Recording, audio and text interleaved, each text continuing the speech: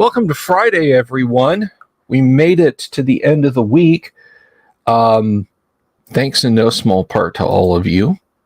Thank you all very much. It has been a rare thing, a tumultuous good week.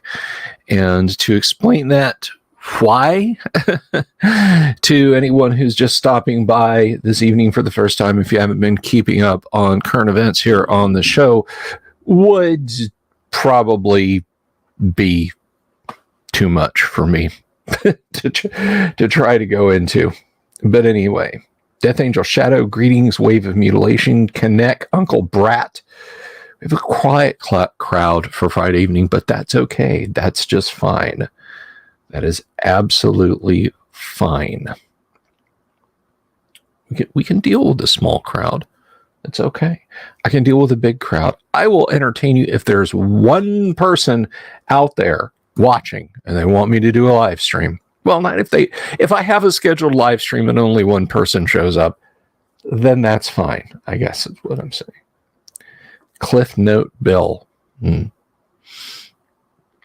But anyhow,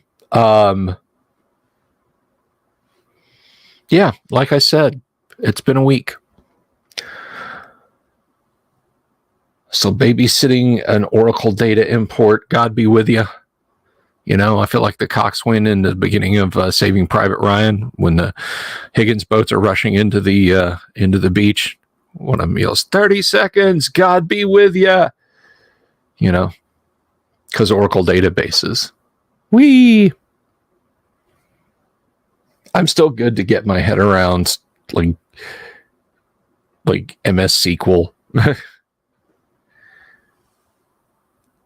Anyhow, no, I'm doing all right. I'm doing pretty good. Got good news on our other sick automobile. It will be out of the shop tomorrow, and I can stop driving that thrice cursed Volkswagen, and somebody can take it away and leave me with a better car. But anyway, moving right along. That's enough preamble. What are you guys doing? What gaming have you guys done this week? You know, I always talk about my gaming. Sorry, my nose is itching. What are you guys doing? What have you done gaming wise this week? And while you're writing that up, while you're thinking about what you're going to say there, you know, I feel kind of like a political comedian who has suddenly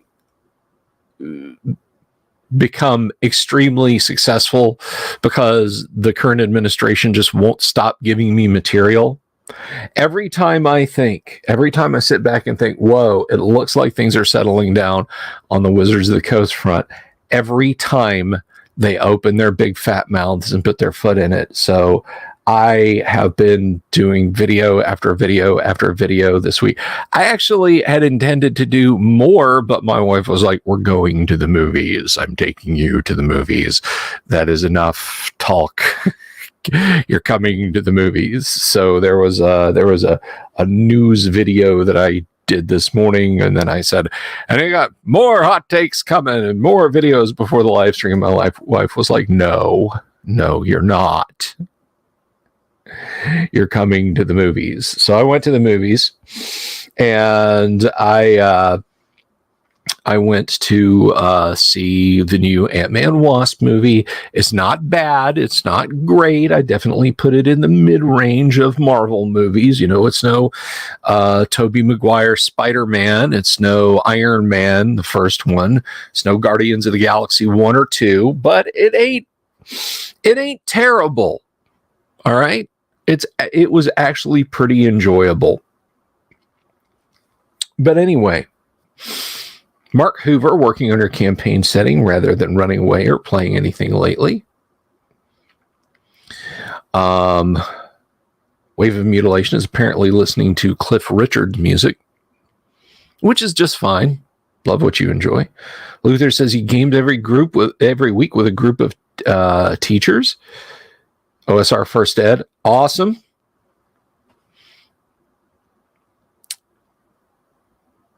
I can get this.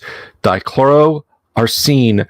I hope to start running a Cyberpunk 2020. Hey, excellent. Excellent. That's great. Face-to-face gaming. We love to hear about it. Well, I know you're in on the Monday game there, Kennick. Classic Traveler, of course, Wednesday, Gamma World, tomorrow, Call of Cthulhu or Cyberpunk, then No Rest for the Wicked testing, Sunday, Galactic Conflict, and more testing Wicked. Wow, you're busy. Fallout 4? After 5 years of playing, you discovered the mods are free. Oh, I gotta get our friend Nutshell Gulag on the same wavelength as you. She has hundreds of mods. She says I gotta try when I get Fallout 4 reinstalled on my machine. She knows her Fallout mods, so I'm excited to get Fallout 4 up and running. I had a hard drive crash. And I got to figure out how to get my data off of it because there's years of Steam games. And I know it's all supposed to be saved up in the cloud, but like not mods and game saves and stuff like that. So I gotta figure out how to get that hard drive working again.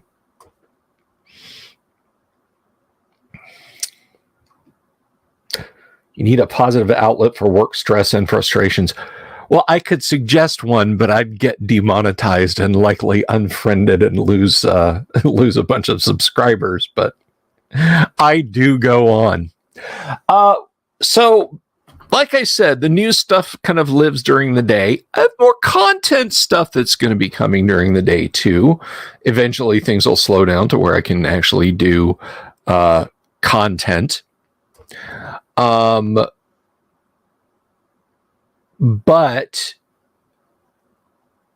we have a bunch that we do here on the live stream. And to that end, last night we started talking about, hello, Damien, good to see you. Last night we started talking about the AD&D Monster cards. Now, this was an attempt by TSR to publish a series. And now these weren't like collectible. These weren't trading cards. It wasn't like get the whole set. You know, these were 3x5 cards, reference cards with new art for monsters from Fiendfolio Monster Manual, not Monster Manual 2. Because there's a few monsters, there's 3 in each series, and there's 4 series of 60 cards. So there's a grand total of 12 cards of new monsters that, in fact, later came in Monster Manual 2. But the art is brand new on the cards, and it's actually very, very nice. Because there's stuff in there, like there's a very simple spell table for dragons. The few dragons that are listed, but ultimately, unfortunately, we only ever got 4 sets of cards. So we're going to take a look at those tonight. We looked at the first 2 last night, and we'll see how many of these we have time for. But let's go ahead. Let's jump in, and we're going to start. We kind of rattled off what monsters are going to be there. Collecting Chaos. You've been doing something gaming related. Some real War Games Illustrated magazines from the 80s. Very cool. Delver approves. So let's take a look at these new monster cards.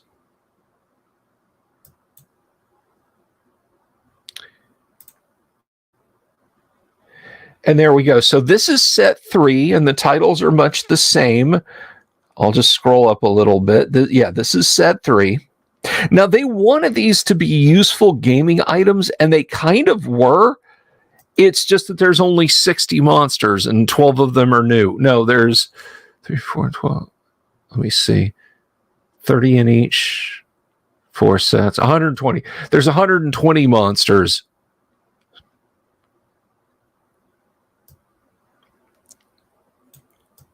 And then there's some info here. We'll go over this real quick. It's a very shorthand Monster Manual and Fiend Folio. Monster Manual 2 wasn't out at this point.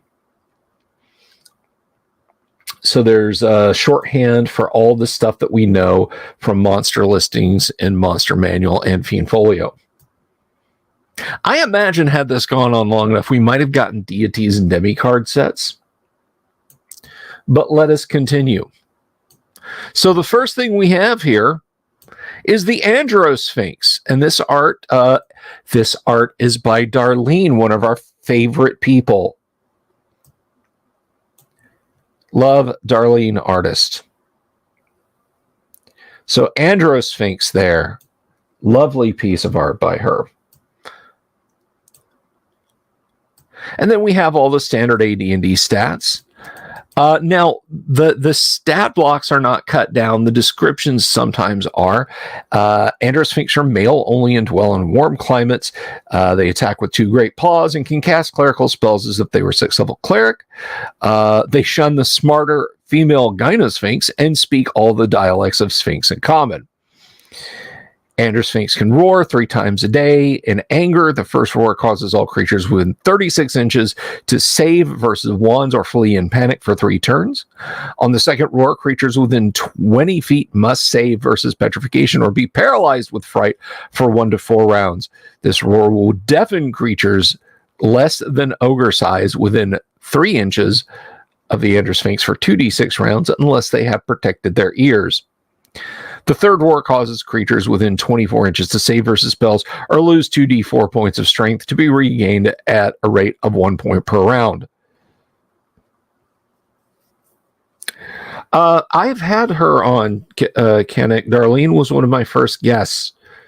I did a best of the show back just before Christmas, and I replayed an interview I did with Darlene.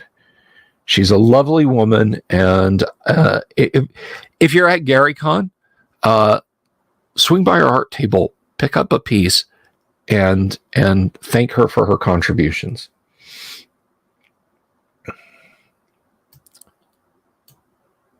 I may stop by her table. And what do we have here? We have these happy-looking fellows. They're blink dogs. They're as intelligent as humans, having a complex language of barks, yaps, whines, and growls. Their natural enemies are displacer beasts and will attack them on sight. Blink dogs run in packs of 44 members, and each is able to use a form of teleportation, the blink. When attacking, each dog will blink in and out in a random manner, teleporting at the start of each round on a roll of 7 or better on a 12-sided die. If a dog blinks, roll again to determine where it will reappear. Truly random. Truly random.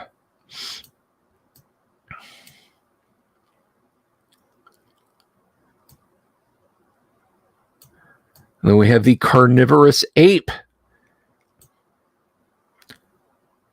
Now remember, we have 3 new monsters here, so fear not. We're not just gonna blitz through here.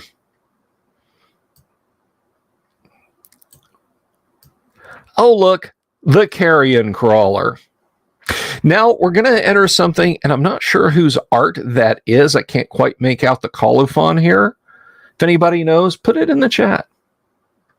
Greetings, Jimmy Invictus.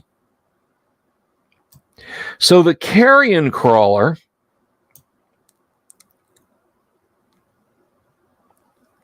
is interesting because in the monster manual, it doesn't say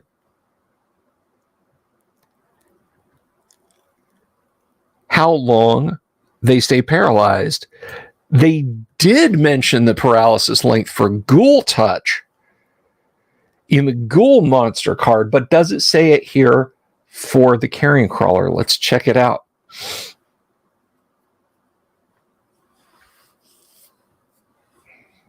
That Androsphinx is definitely Brian Blessed. I wouldn't argue it with you, Wave.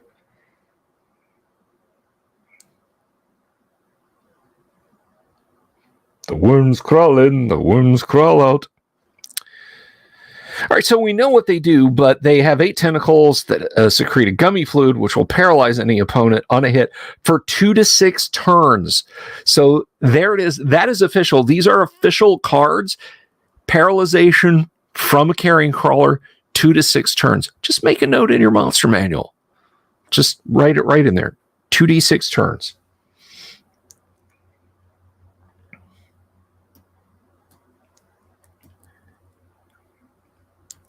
We have an Efreet here. He ain't Efreet, no ghost. And that art is also by Unknown. Not sure who did that.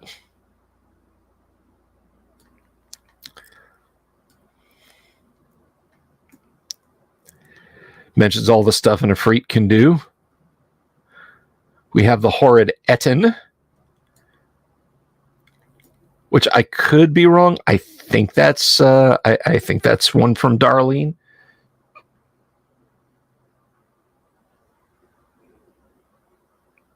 That's right, 2 to 6 turns. Better have a remove paralysis spell handy or a safe place to get those characters.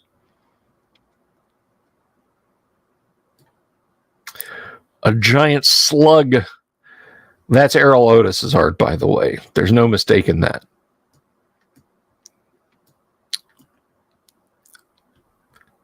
We have a gnoll. The gnoll looks more like a kitty cat than a hyena.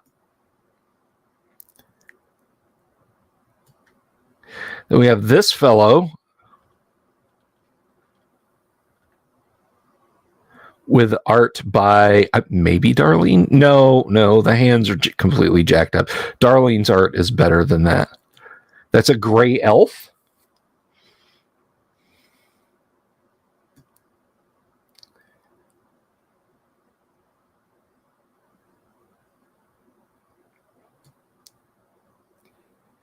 Oh, you think the slug is lame, Kanek?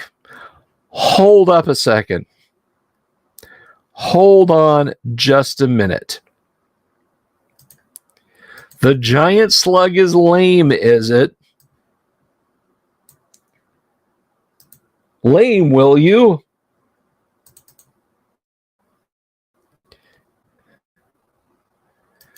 Let me read this to you. I could have gone back to the card, but no.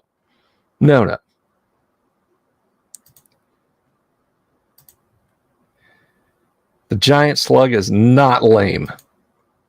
Rather, it is actually kind of lethal.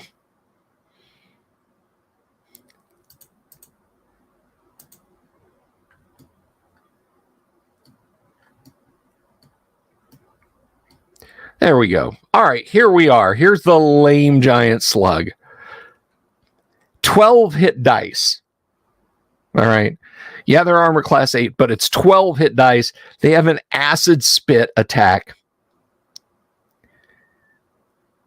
And their acid spit attack is very bad juju. Their damage per attack is 1 to 12.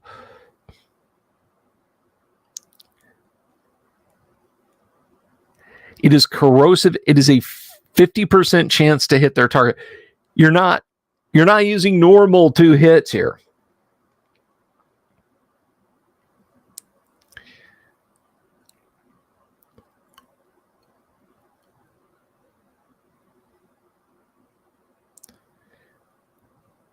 And because of its size and structure, guess what? Maces, flails, all that sort of stuff, no use. No use for you.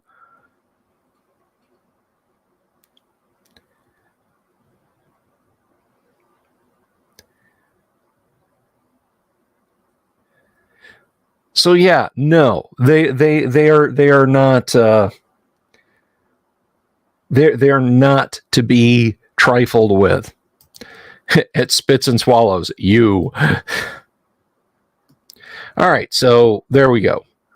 And we have a jaguar, nothing special there. Oh, what do we have here? Oh, fish face from Darlene. A Locafa. I bet you guys don't use the Locatha in your campaigns, do you? Because honestly, we have a lot of fishmen. We have honest to God Dagon worshipping deep ones and deities and demigods. We have the Locatha. We have the Sahuagin. So many fishmen monsters.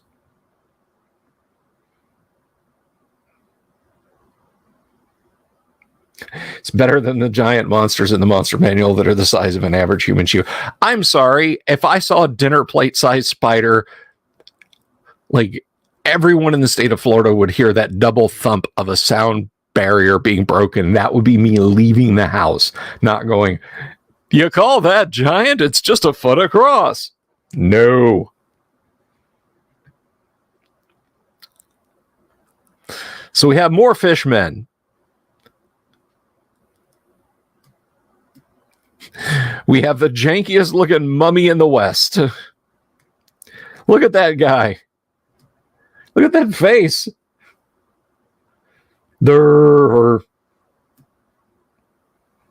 Yeah, Justin, there's lots of us here. We seem to be concentrated in 3 places: Wisconsin, Florida, and Canada. Those are the 3 locations. I'm like on an axis that runs from the North Pole down to like Taverner, Florida, just as a straight line. A face only a mummy could love. Get Out. I love it. That was so horrible. I can't believe I didn't say it.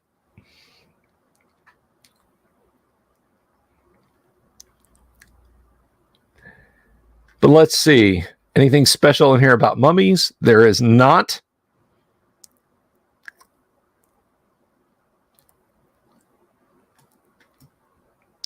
There is the Nicodemon.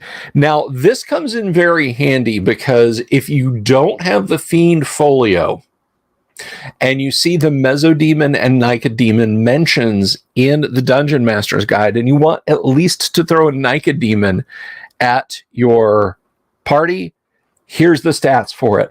It's kind of an edge case. Want to use one, don't have Fiend Folio, don't have D2 or D3. But here is a place where you can get it.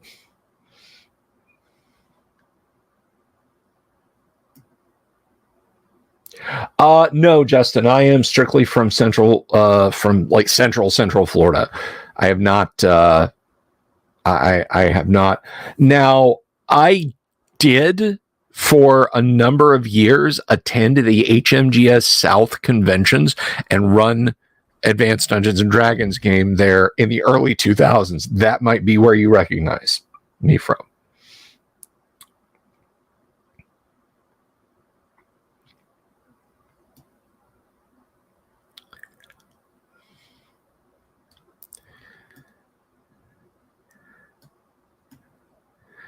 And of course, the Terion, or Periton, rather, Periton.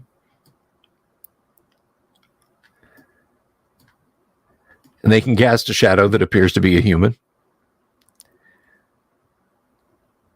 We have a silver dragon, a good dragon. And this is what I was talking about with the very handy spell tables that you get from these cards. And by the way, these cards are kind of hard to find. I found these on the Internet Archive.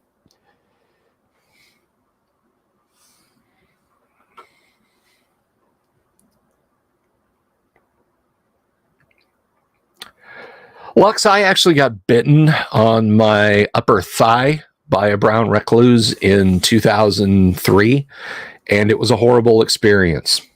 Horrible experience. But a very young silver dragon can cast 2 first-level spells. A young one can cast 2 first and 2 second. A sub-adult can cast 2 first, 2 second, and a third. A young adult can cast 2 of first through third. An adult can cast 2 of first through third, and a fourth. An old can cast 2 first through fourth. A very old can cast 2 first through fourth and 1 fifth. And an ancient one can cast 2 of 1st through 5th level spells.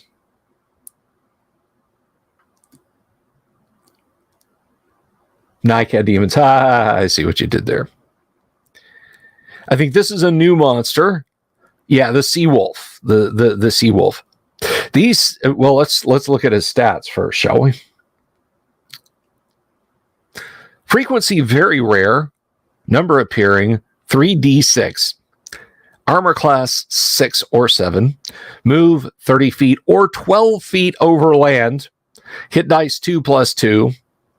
Percent in layer nil. Treasure type nil. Number of attack 1 or 3 depending. Special attack and special defense nil. Magic resistance standard. Intelligence average. Neutral evil. Alignment. No psionics. Medium sized. These savage lycanthropes have 2 forms. The first is a furred mammal, porpoise-like in shape, with a wolf's head. In this form, a sea wolf pack hunts the creatures of the sea, surrounding their prey and biting with their canine fangs. The second is a wolf man, a man shape possessing the fur, claws, and teeth of a sea wolf. Statistics for the wolf man form are given in parentheses above. Sea wolves breathe air and must surface periodically. Unlike other lycanthropes, sea wolves can be hit by normal weapons. Humans taking 50% or more damage from sea wolves will contract this form of lycanthropy.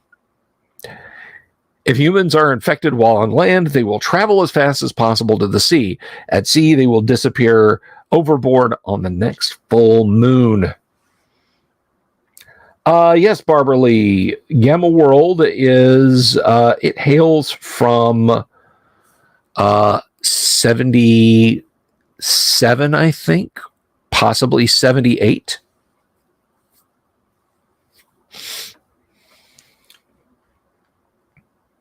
Do I have my, I say my book, it's not real. Nope, I left it in the other room. I was going to show you, but I do not have it.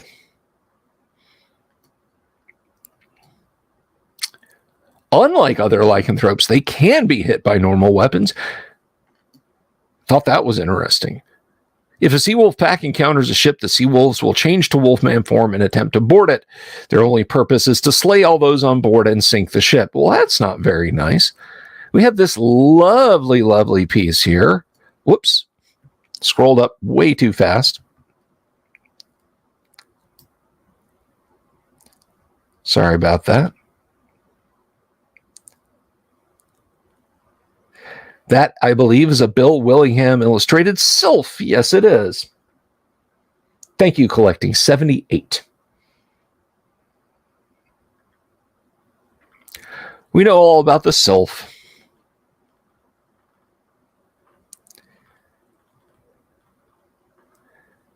And we have another new monster. This one is the tunnel worm. And the tunnel worm. They are uncommon. Number appearing 1 to 6. Armor class 4. Move 6. Hit dice 9+3. Percent in layer 75%. Treasure type MNQ. A bite for 2 to 8. Lunge at +2 to hit. Special defense nil. Magic resistance standard. Intelligence none. Which makes them neutral. They're 30 feet long. They're big suckers.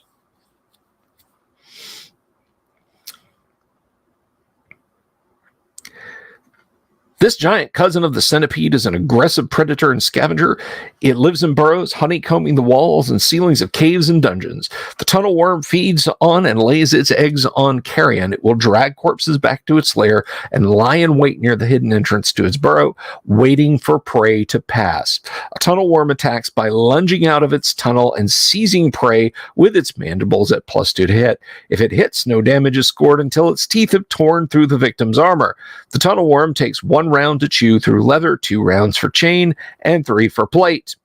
Once the armor is bitten through, the worm will automatically bite for 2 to 8 points of damage per round. If the tunnel worm takes 15 or more points of fire damage, or it loses more than 60% of its hit points, it will release the victim and retreat into its burrow, not attacking again unless cornered. Tunnel worm burrows are 2 feet in diameter. There may be treasure in its nest, which was dragged in with a corpse. Bad news. I think second cousin. The Jimmerosoloff Wemik or Wemik. Another new monster. Wemiks are large lion centaurs that roam temperate grasslands and savannas, hunting antelope and similar herd animals. We should go over their stats. Frequency, very rare. Number appearing 2d8, armor class 6 or 5. Move 12, hit dice 5 plus 8% in layer 50%. Treasure type is B. 2 claws, 1 weapon or its attacks. Special attack, no. Special defense, surprised only on a 1. Magic resistance, standard. Intelligence, average. Alignment, neutral.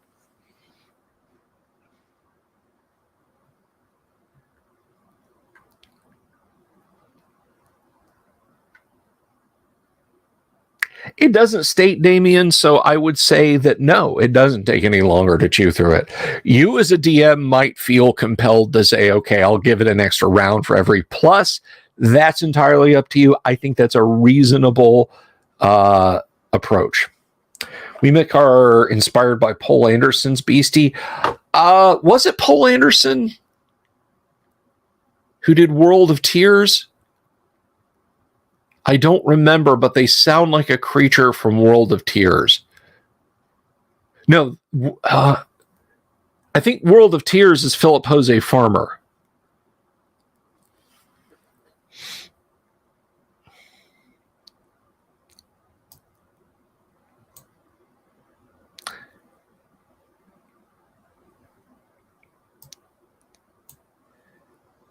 Let's see. Wemiks are large lion centaurs that roam temperate. They speak their own language in common. Wemiks are intelligent, know how to use fire, and are reported to be excellent trackers and guides. They're surprised only on a 1. In combat, they attack with claws and a weapon. They are able to leap 10 feet upward and 30 feet forward. Wemik males carry javelins and a stone club or short sword. They often use tough leather shields, armor class 5. Females fight without weapons but gain +2 on 2 hit rolls if the young are attacked. Do not come between a Wemik mama and the Wemik babies. Don't do it.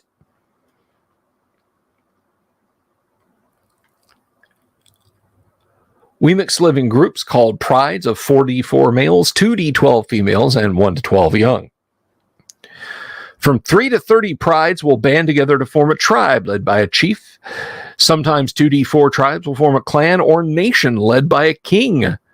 With great stats there, and 2d4 chieftain bodyguards, there's a 70% chance a witch doctor will be present in any tribe. 7th level cleric, 4th level magic user maximums. Dungeon Master's Guide, page 30. It's a new critter. Use him in your game. You have my permission. I will permit that. And of course, the dreaded, it's deaded if it catches you, the dreaded Will-o'-the-Wisp.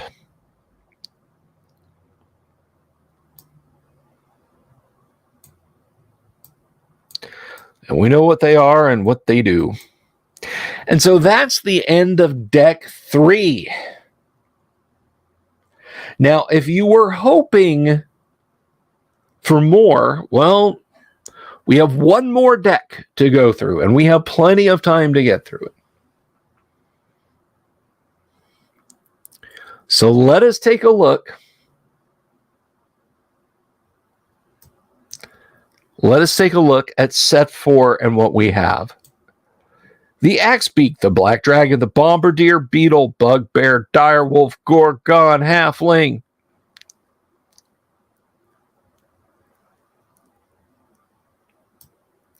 Hippocampus, Hybasil, Core Red, Windwalker, Weird Tiger, Vampire, Sioux Monster, Succubus, Stone Giant, Rust Monster, Obliviax Moss, Merman, and Lucrata.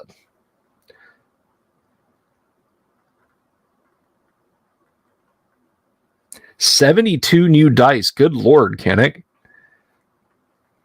And we know how to use the cards by now. And by the way, if you're hoping to see what's in deck 5, there is no deck 5. Not that I have, anyway. So here's the axe beak. You know it, you love it. It's the first illustration in the Monster Manual.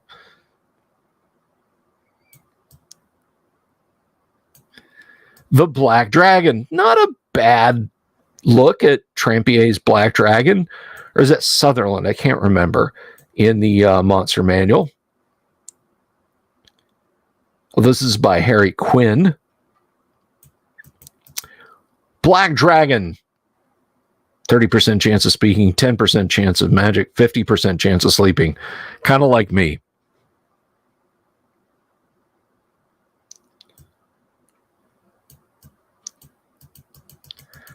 They live underground, in underground caverns or in swamps. They detect hidden or invisible creatures at 1 inch per dragon age due to their keen senses and have infravision of 60 feet. They can attack. They've got claws. They've got a bite. They've got acid breath. You know what they do. Let's look at its spells.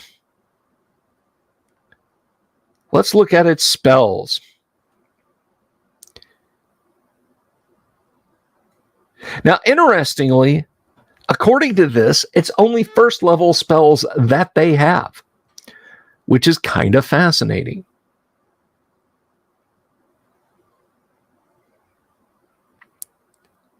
So very young, they get 1 first level spell. Young, they get 2. Sub-adult 3. Young adult 4. Adult 5. Old 6. Very old 7. And ancient 8. Which is kind of scary because if it chooses Magic Missile for that spell, you can imagine it just like it's hanging back, it's breathing occasionally, and just throwing out, let's say it's ancient, it's just throwing out be 3 magic missiles, and it can do that 8 times. Seriously bad news.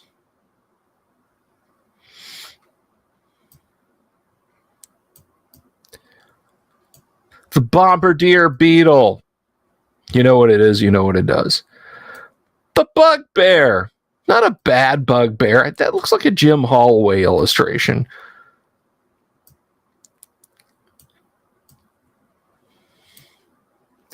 Talks about the Bugbear. Direwolf, a warg.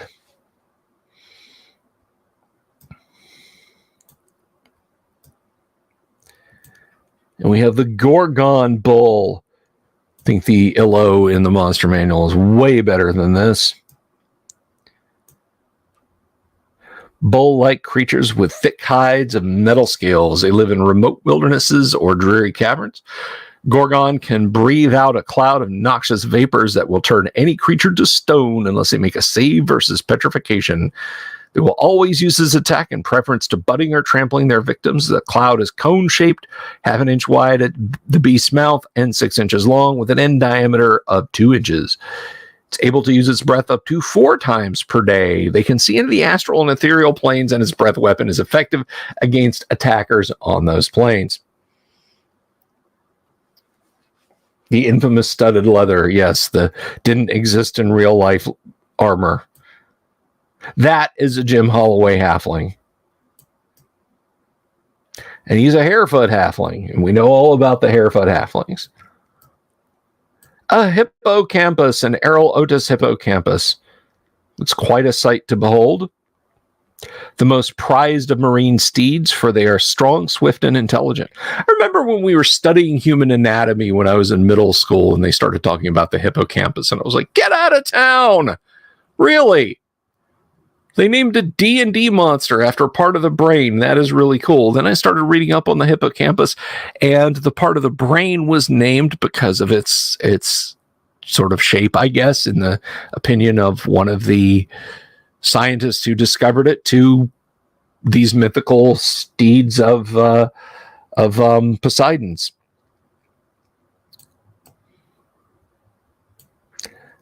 The Hybsil, a new monster, and it's another centaur-like being. These small it's stats: frequency rare, number appearing 1d6 times 10, armor class 7, move 15, hit dice 1 -1. Not tough. They're not tough. Percent in layer 30, treasure type I, number or attack 1 weapon, damage 1 to 4 or by weapon, special attack nil, +4 to all saving throws, very handy when they're that weak. Magic resistance, see special defenses. Intelligence, average to very, lawful good. Size small, 3 feet tall.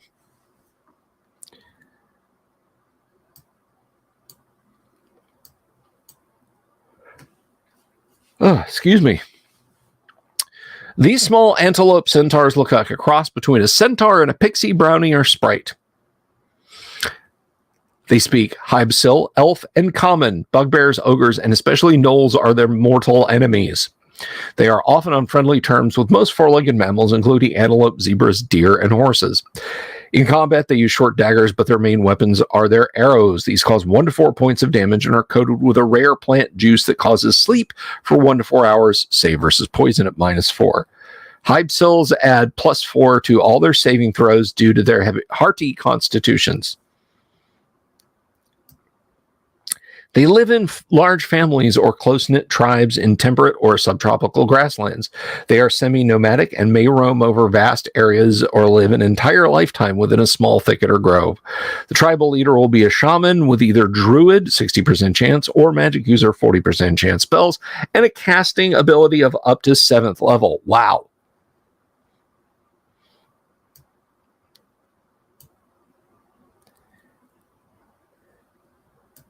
And we have a Korred that looks almost like a Rorschach ink blot. All right, I'm going to show you a monster card. Tell me what you see. There's no right or wrong answer. We're going to be gamma worlding in just a few minutes, Marcos. We do the preamble ramble always on Fridays. We talk many things, but we will be gamma worlding very soon. Be calm, my son.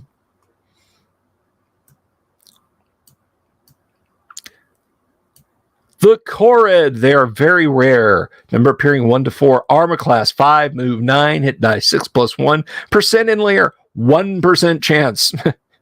Treasure type E, number attack 1 or by weapon type, damage 1 to 2 +4 or by weapon.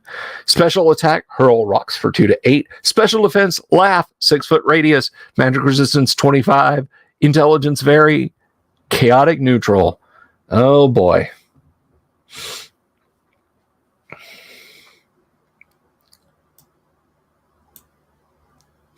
This is fantasy foreplay. No, I'll get demonetized. Let's just keep moving.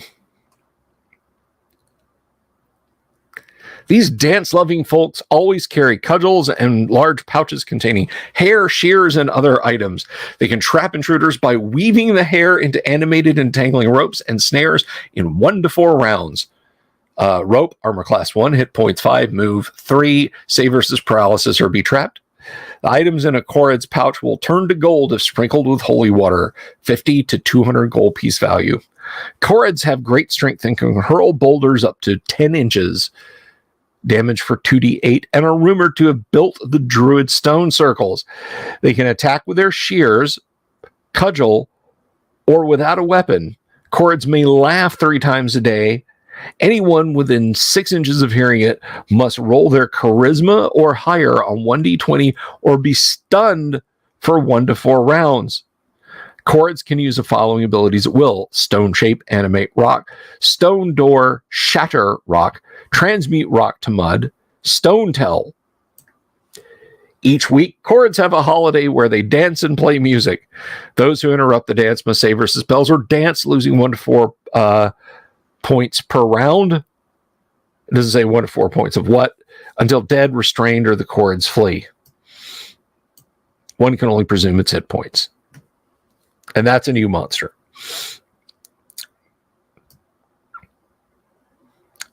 We have the lovely Lucrata.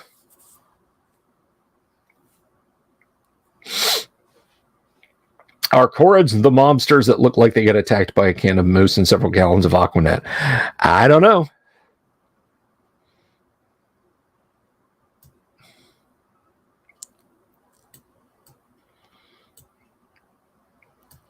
A merman, Ethel Merman. You'll be swell. You'll be... It's funnier in my head.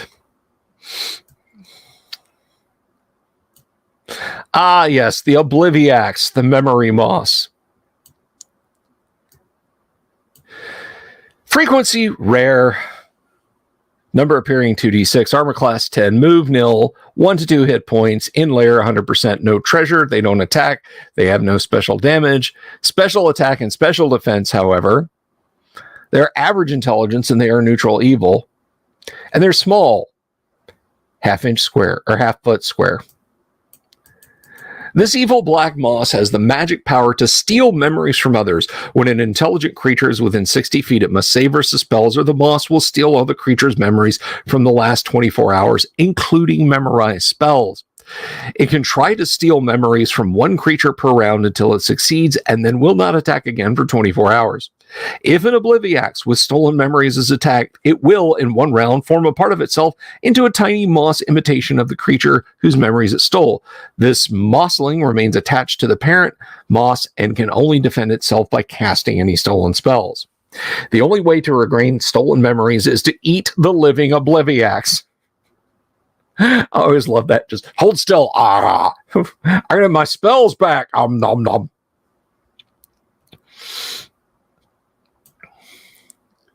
This takes one round. If a save versus poison is made, the eater will gain all the stolen memories, including spells. If it fails, the eater will become very ill for 3 to 6 turns. It is possible to gain another memories by eating the moss. Anyone who gains spells by eating the Obliviax can cast them. The memory gained this way fades in 24 hours. Oh my lord.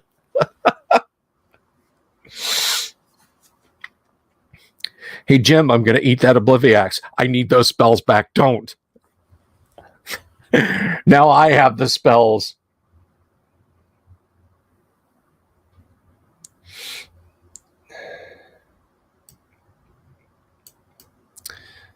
Hey, the Rust Monster. What's not to say? What's not to love? The Rust Monster takes care of all those my players have too much treasure and magic items problems. The Rust Monster.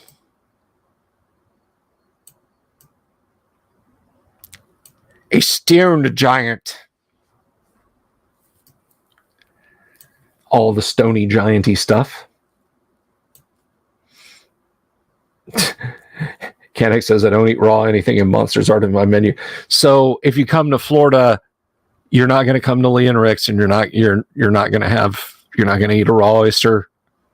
That's a shame.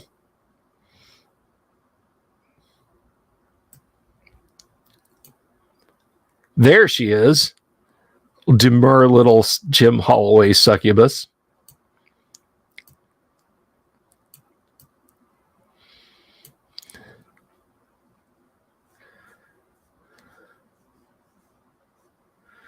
They can be slain, but not subdued.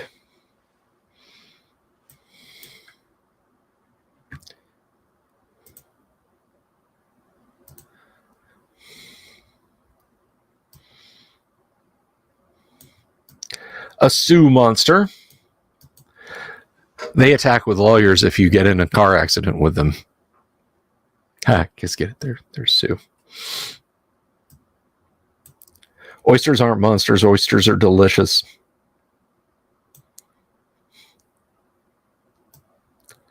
Vampires. Any more new monsters? The Weir Tiger, their tiger.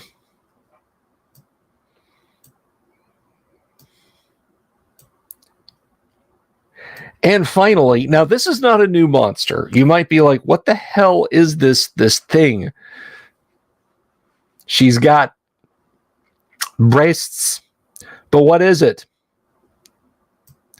Why, it's a windwalker. Just like in the Monster Manual on page 101. If you want to know what a windwalker looks like, they gave the job to Errol Otis to illustrate one, and there you go. That is what a windwalker looks like. And now you know. Now you know. You want a book on monster cuisine? You are in luck. There is a whole thing And that's it, by the way. That's the end of the monster cards, and I hope you guys enjoyed that. There is I'm pretty sure they've got an anime coming of it, but there's a Japanese comic book about a group of adventurers, and the title translates roughly to Delicious in Dungeon. And they want to explore this dungeon and kill monsters, but a dwarf that accompanies them is like, these monsters are good eating. And there's he explains how every monster can be prepared for meals. So their overriding thing of kill monsters, get treasure, level up becomes kill monsters for victuals and enjoy good meals.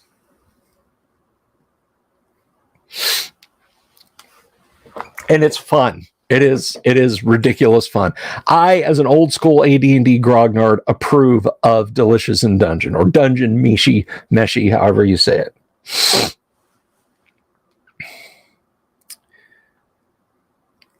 So that's it, and that's all we got. To the best of my knowledge, and I'll double check it real quick, because watch me say, "Oh, hey, yeah, no, that was that was never a thing." What do you serve carrion crawler? I would say white. I would say serve him with a white.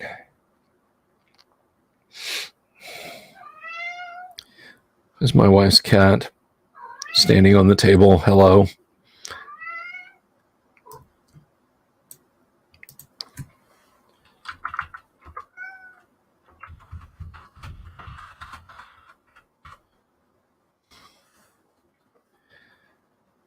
But yeah, to the best of my knowledge, there were only ever 4 sets of these.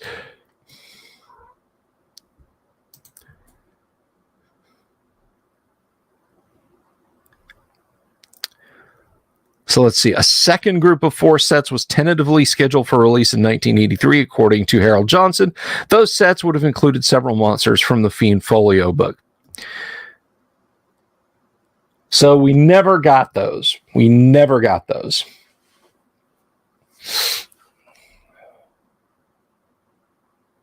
Oh, oh, that's awful. Undead served with a white wine. Marcus, this is cat looked over.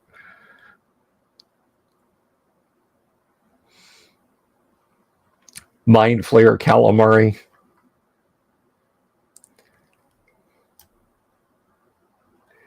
So here's a question. Can we eat Minotaur? And if so, is it cannibalism or steak?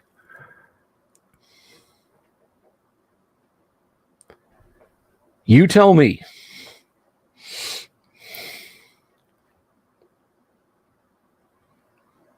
Your cat. All cats are.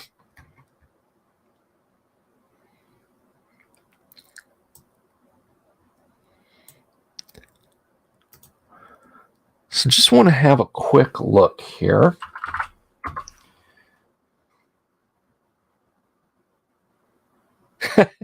Minotaur like pufferfish, you cut them a certain way and their food. Watsy wants you to play baristas when really they should be hunting meat for the local steakhouse. Yes.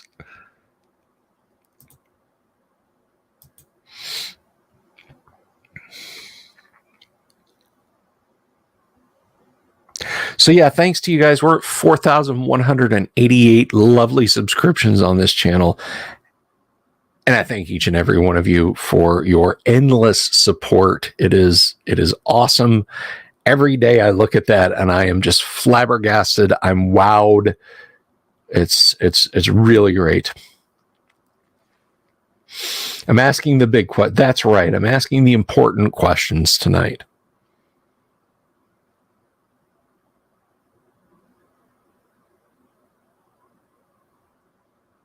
D&D hospitals make you eat gelatinous cubes. Why would they do that? Anesthesia, maybe?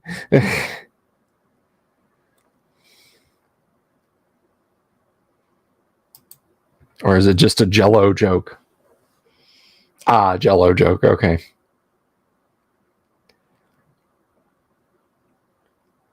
People eat octopus, and I'm pretty sure they're on the road to sentience, so steak, maybe.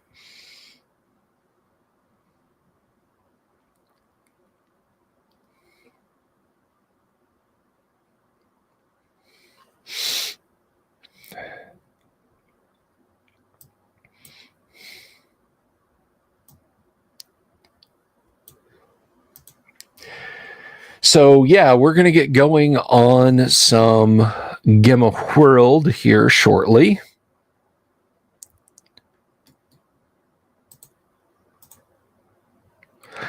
I'm going to be working on some video content this weekend. Be recording and dubbing some. That's going to be a lot of fun. And then there'll be more content-y kind of content coming up this week. It's not just going to be let's laugh at and yell at Wizards of the Coast. Now, my question for you guys, because I know there's 25 of you out there. Be honest with me. Do you guys really like, and I'm going to ask this of the community, do you guys really like the Tales of Tabletop Triumph videos? And the reason I ask is they don't quite get the same traffic. And indeed, if I go through and look, I have lost subscriptions, or at best subscriptions have been flat on those videos. So there's somebody out there. There's somebody out there that just plain does not like the Tales of Tabletop Triumph videos. I'll keep making them as long as more people like them than don't like them. But the fact that people unsubscribe after seeing them makes me say, makes me wonder. Collecting Chaos, you never see them. I should do a playlist that is just Tales of Tabletop Triumph.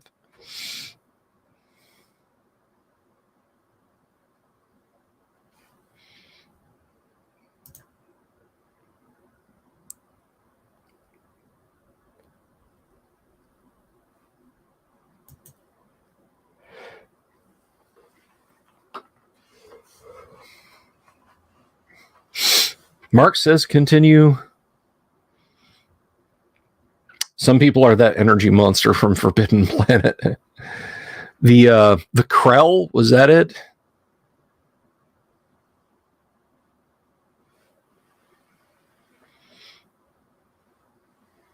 I don't know, Brodo. I honestly don't know. I've gone back and looked at the metrics on them, and it's like, oh, I mean,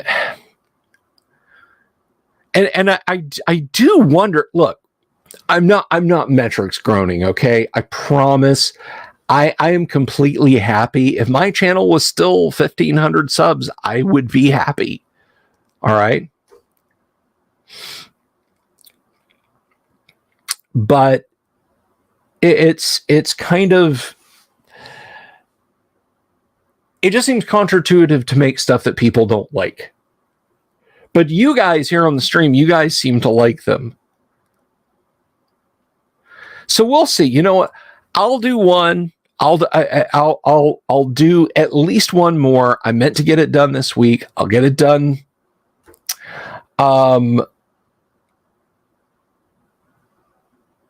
And if I lose subs on it, then clearly it's counterintuitive to make the video. Fewer people like it than actually do like it. If it's flat, meh, it's flat. I'll keep making it.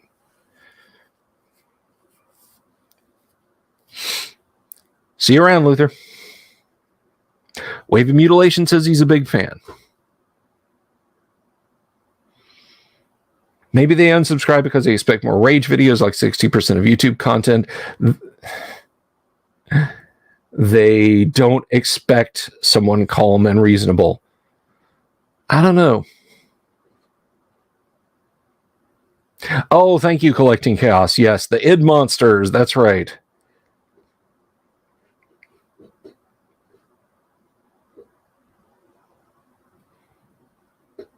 Jimmy and Collecting setting me straight there.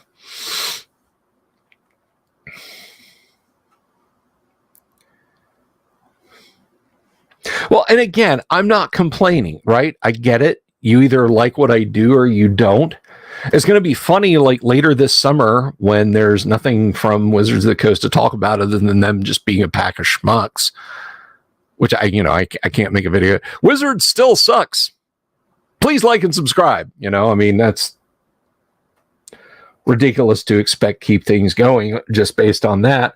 So when it's just me doing the content-based videos, it'll be interesting to see whether or not people stick with me. And I hope you do. I hope you do, because we have lots of wonderful content.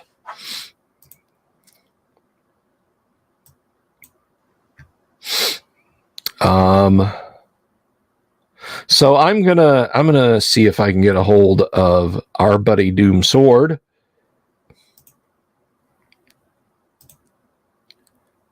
And before I forget, while we're waiting to start, of course, I want to take a hot minute to mention our sponsor.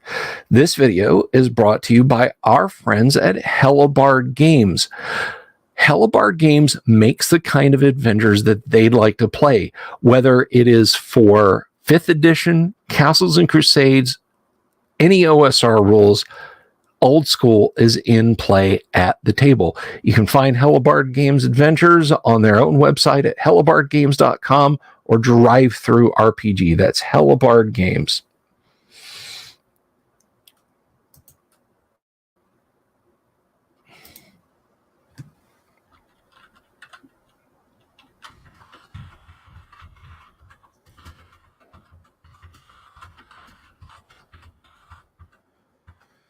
Okay, and it looks like the crowd has assembled.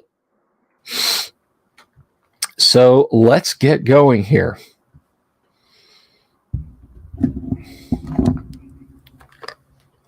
All of our gamers are here. So let's welcome in our Gamma World gang. Yang and Zhao as Rex Dashington, Power Armor Aficionado Extraordinaire. Good evening. Good evening. Kevin as Do Re Mi. And I don't think they really understand how much Wizards sucks. Oh, hi guys.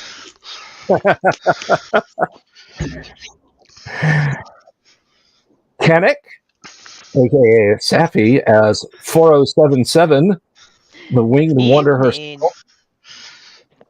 And we just watched Bogo Jorts, who was hanging out in the back room and had to disappear for a moment. So we will wait a moment for him to get here. If someone wants to summarize where you're at there in the world of Gemmas and bring everyone back up to speed, how about it, Kevin? Well, we were attempting to skateboard with the hover lift. What was it? A hover board? Yeah, kind of. So we can use it to carry back some of the ancient tech we had found in the ancient hospital that still had atomic power in place. That's what we were doing. I think, though, that there was a zip tie on the ground, and the hoverboard stopped suddenly, and it kind of tripped us out, but we had to take a break.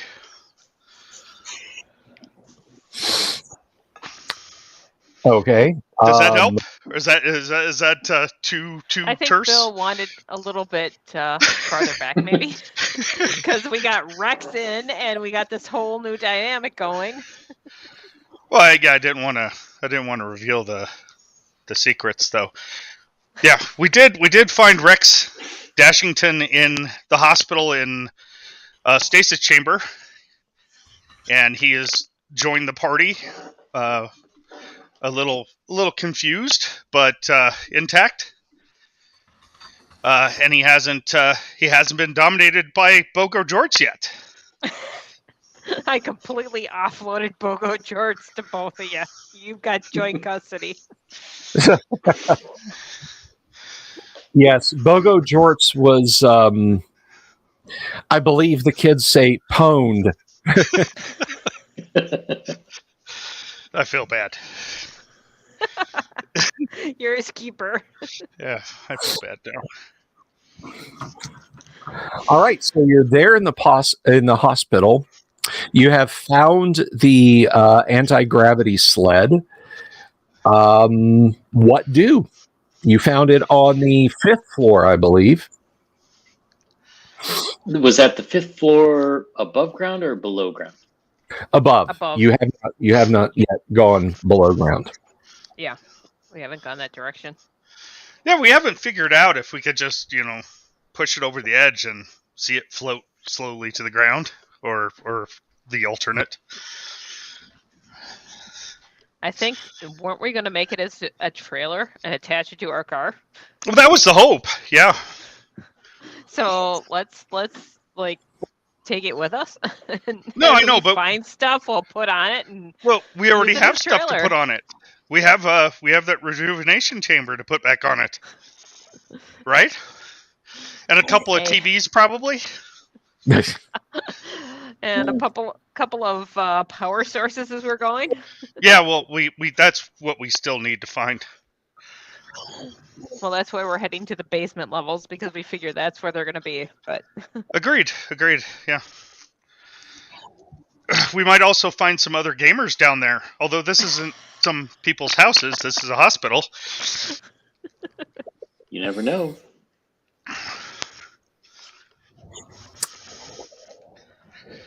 Alrighty, so what will you do, adventurers? What will you do? have we cleared level 5 here of all the rooms?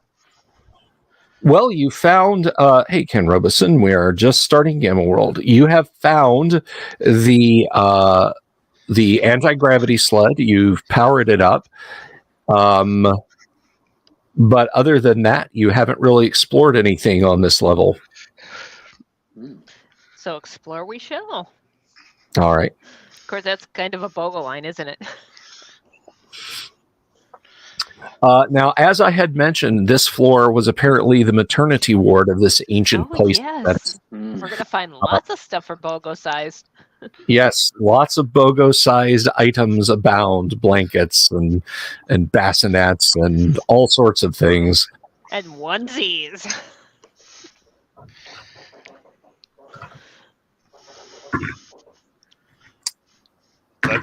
Let's move on. I guess next to the left. Already. So other than the useful items for BOGO, you're not really finding it much in the way of electronics, medical supplies. There's some odds and ends that might have been medical instruments long ago, but they have rusted or decayed or otherwise gone to uselessness. Just as I said, there's receiving blankets. Those of you who've had little ones recently, you know exactly what I'm talking about. The blue and pink stripes. All sorts of stuff like that. Bogo, you have alternate choices in clothing, either pink, yellow, or blue.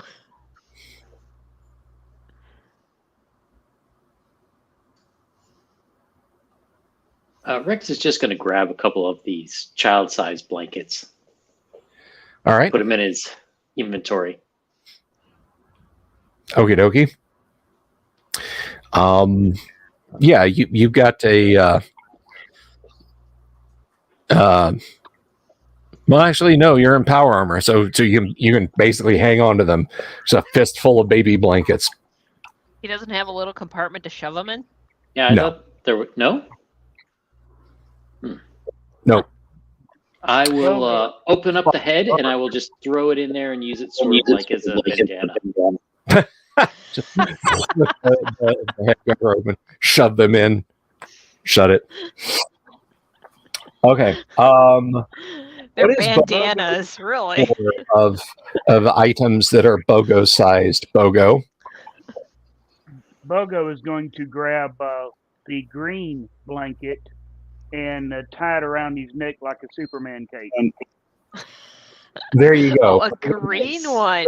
Not the yellow one, but the green one. That's right. Kind of like the dice. Alrighty. So, are you going all the way back down, or are you just going to go to the next floor and explore? Next floor and explore. We don't want to miss anything.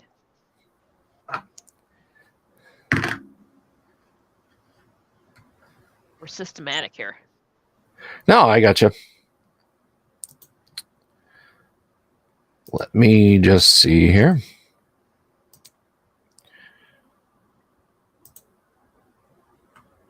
Where is my Gamma World? You don't know? We don't, Bill. It was more of a rhetorical question, but thank you. You're welcome.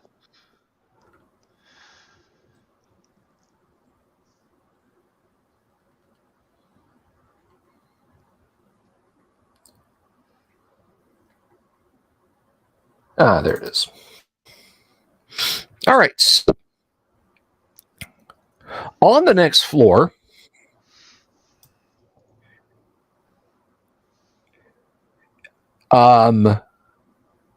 this floor doesn't seem to be like a general ward. There is a central desk near the elevation chamber, and there is one of the strange boxes with the rows of buttons in front of it and all that sort of thing.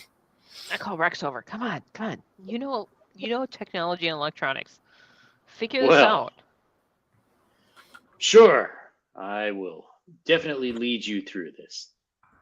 I mean, Do-Re-Mi tried it and he keeps shutting the shit down.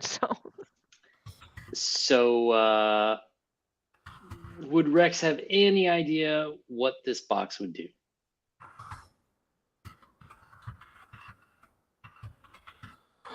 You can try and figure it out, Rex. All right. Memory spotty. D8 or D10? D10. Okay. Dang it. I really need to find some medication to help his memory there. Got an 8. You got an 8. Let's see. Probably found the self-destruct button.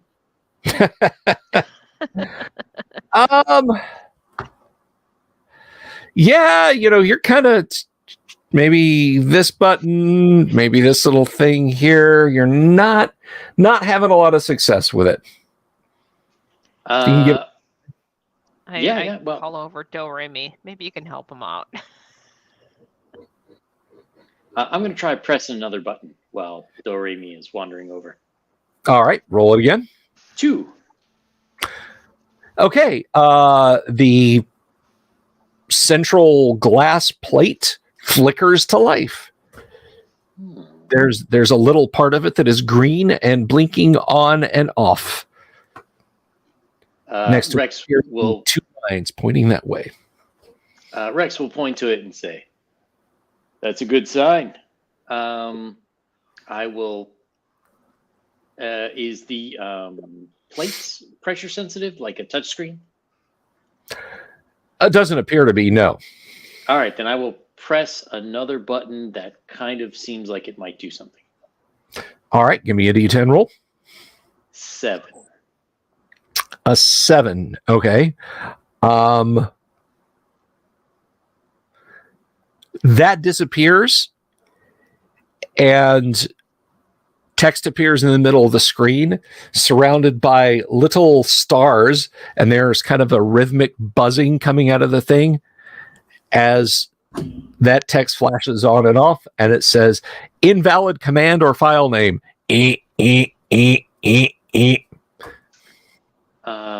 All right, then I will say, do re mi. I got it started for you. Oh, All yours. perfect. Yeah, looks great. Sure. Give the Let me thumbs up. check it out. I'll look at the screen. Does it say anything other? Right, well, it says there's errors. Is there a prompt or No, it's flashing that and okay? Okay, well then I guess I'll try to figure out how to get it to do something useful. All right. Shift escape. Give me a D10 roll. Yeah, I got a -4. I rolled a 1. Okay, so that takes you back to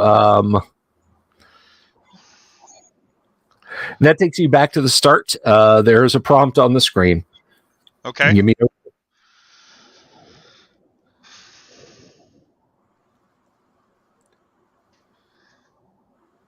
I got a 1 this time. I rolled a 6. Okay. There is 3 options. One says start os. That is the word start, a space, and the word os. You're not sure what os means. Okay. Shut down and diag. I'll pick the first one just because it's first. Roll a D10. Okay. I hope I'm picking the first one. I got a 2. It's really hard for me to get anything over 5 with the -5. I understand. I mean, hey, it could happen. All right. So you are now looking. The screen changes color from black with a green lettering on it to white, and there are little pictures all over the screen. There is a circle in the middle with a red cross in the middle of that, and above it it says MEDOS. MEDOS. Medos. Anybody heard of Medos before? Would I know what that means?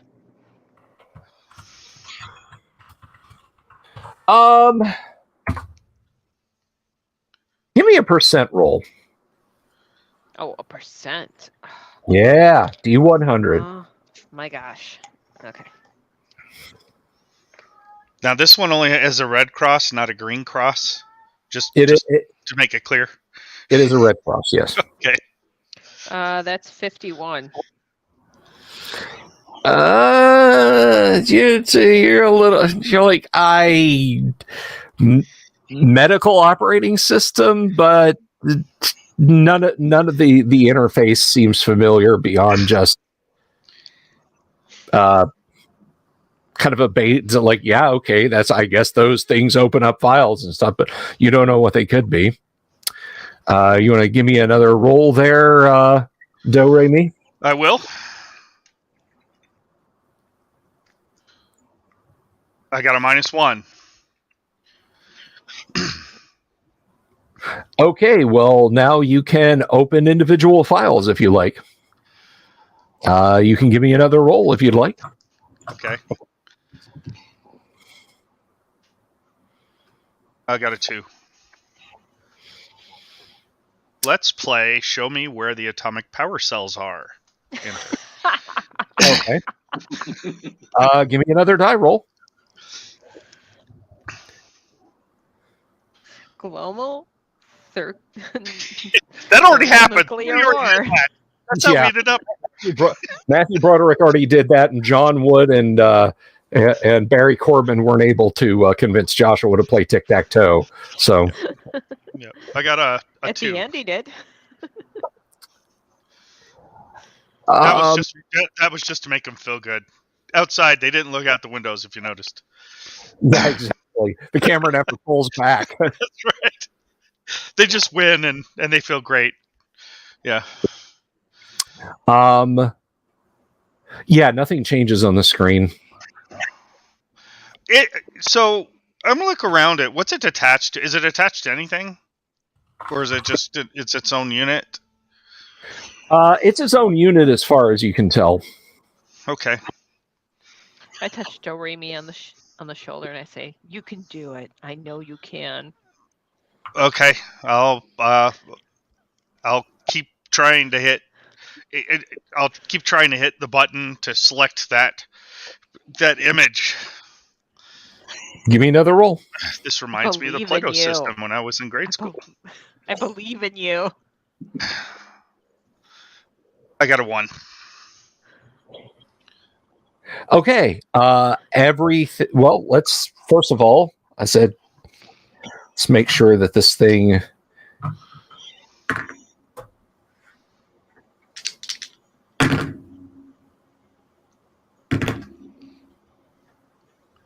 Are you rolling the Fisk Miracle over there or something?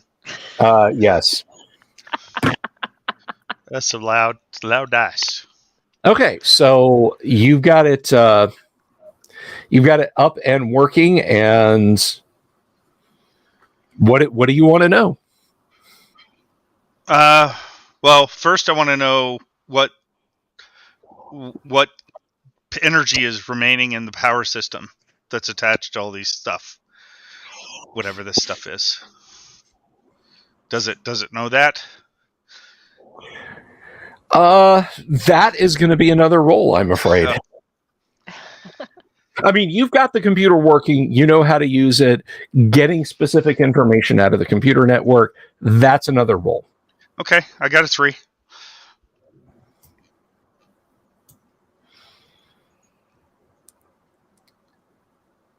Okay, yeah. So it reports back that there's 6,132 weeks of power left at the current consumption level. Score. That's a long Where time. the power source is. Yeah. I'll see if it can give me a building diagram. Roll again. I got a 3. I'm not rolling all that good anymore. Yeah. Yeah, you can get a basic layout of the hospital, and it shows what's on each floor, and there's sub-basement, utilities, parking, just on down the line. Oh, parking. Maybe we lost Bogo. Another vehicle. Yeah, we'll He'll hopefully. be on in a second. Yeah. As soon as Netted. Arkansas reboots. So I'll tell it to show us where the medical facility units are. Okay. In the building. Medical supplies too. Medical supplies. Yeah, that would be okay if it could show us that. Where's the medical storage locker?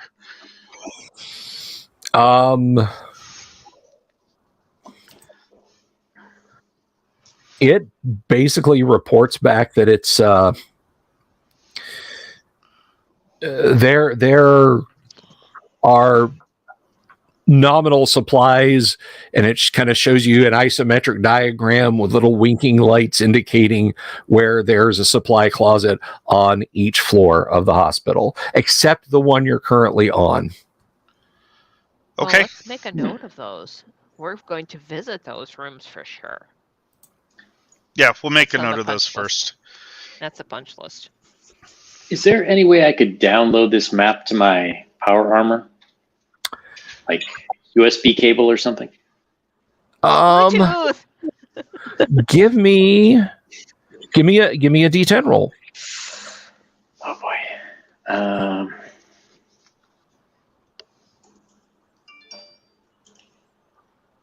10. Yeah, no idea. You're just like, you could go over, put your big metal gauntleted hands on the sides of the terminal and go, let me have it, and it does nothing. Maybe have Doremi help you with that? Doremi, do you know, would you know how I could maybe upload this so we could check it out later? I've seen that happen elsewhere, but I have no idea. I can take a look. I guess I'll try to figure out if there's a cable or some kind of unit I could pull out, or if it's wireless or whatever. Roll percentile dice, please. Okay. And while we're at it, if it has the capability of knowing life forms on the live map, then we can monitor what's going on in this building. I got a 43 on this. You think maybe there's some kind of ability, there's some kind of network ability built into the terminal, but you're not sure about his suit. So, yes, but actually no. Yeah, it can be done. No, I have no clue how to get it done. Okay. Yeah, Rex, I'm sorry, man. I took a look at this and I don't know. They made this for kids or something. It's just I can't figure it out. it's all right. User interface designers were evil back in the day. So Rex, Maybe the next level we can do it. Rex would like to try one more time. He wants to try the old give it a smack technique. The emergency repair procedure 1. Okay, Rex. Nice. You walk over, you haul off, and you slap the side of the terminal. It flies off the desk and shatters into pieces against the wall. Oh, damn it. So I take it that was unsuccessful. No, you successfully smacked it. I guess the next producing a level file we'll broken try computer. it, but not the smack. From you, at least. Sorry, I'm still getting used to this power armor. So are we. I kind of, you push my hands in I'm washing them kind of direction, and there's nothing left for me here. I start walking somewhere else. All right. So I there don't think we finished this level yet. no, you've just been at the main desk of this level, faffing around with the terminal and then engaging in ultimate percussive maintenance on the terminal. I've got my needler out, and we're going to advance, I think. All right, I think that this was the one level that didn't have any supplies on it. It said didn't have supplies on this level. It did say it didn't have supplies on this level. This level does not appear very hospitally from a standpoint of, there's discarded gurneys and rusted oxygen tanks and empty syringe cylinders. So there's better nothing to going to be operate. useful in this level, so we'll pass it and move on.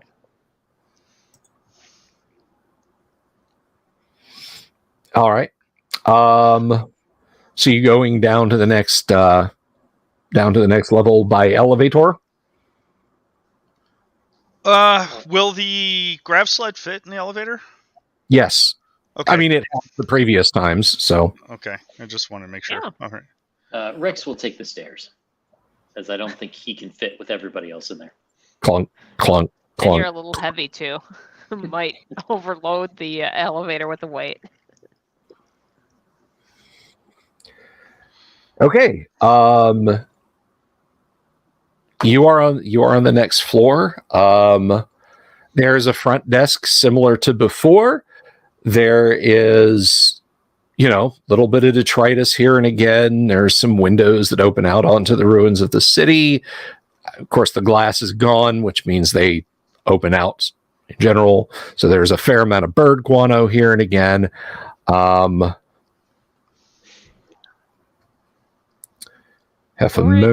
your magic. There are doors, of course, to the left and the right of the elevator lobby you're standing in. The doors on the left,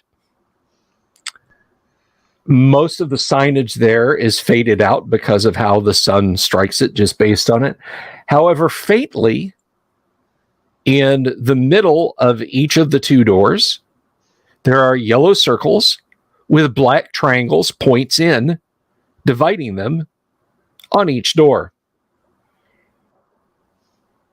You've seen recognize what the symbol before. might be. Yes, it indicates radiation. Oh, we do not want to go in there. Do not go in there. Well, good No news, one. guys. It could be No an one. X-ray machine or an MRI, or they're toxic waste. Yeah, that's We seem to that's find the latter very bad. most of Do the not go time, there. right? Don't go there.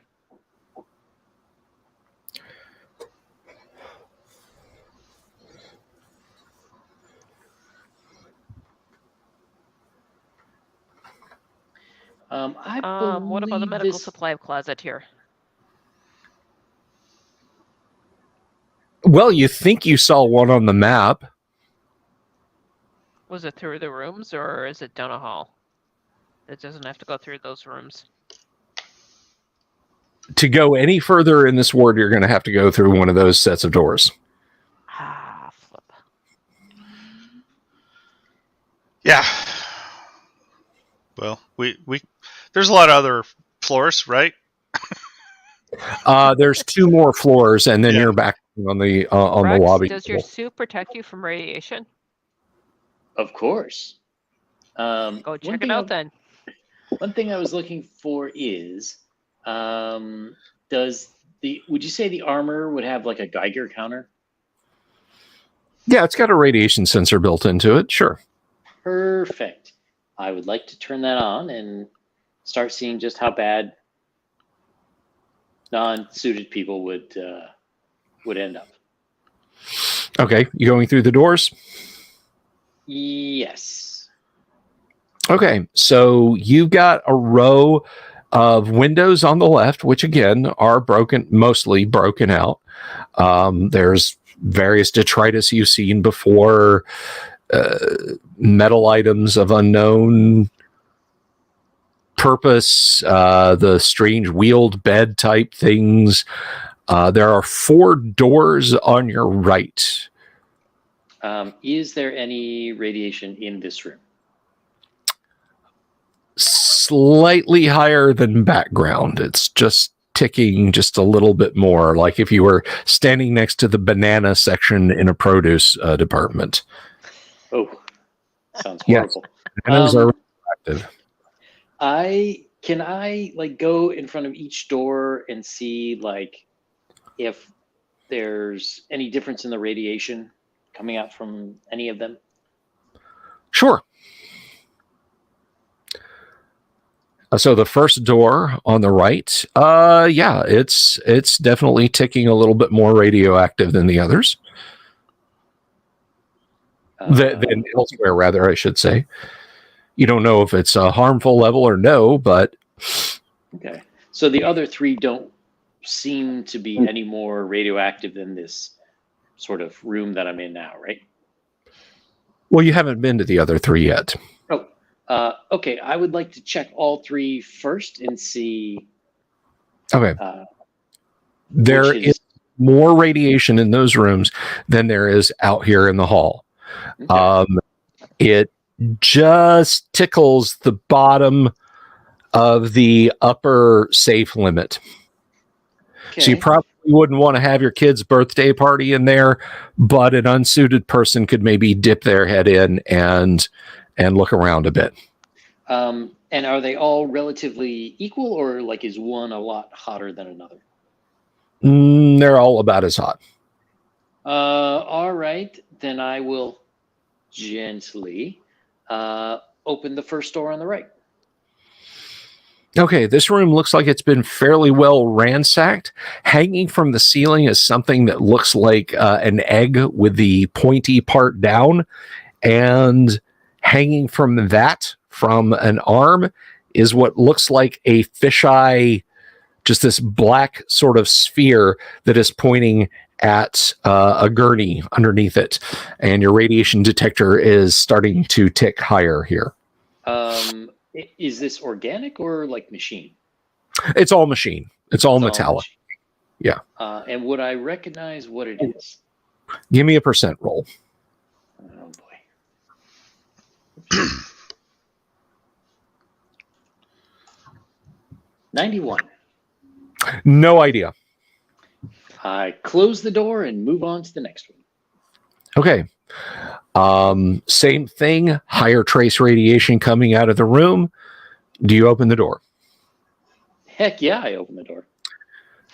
Okay. Now, this one looks a little different than the other in that there is something that basically looks like a giant letter C that has been tilted slightly on its back in the room. The radiation is notably stronger here. You want to see if you know what this is. Yes, I would like to know. Give me that percentage roll again.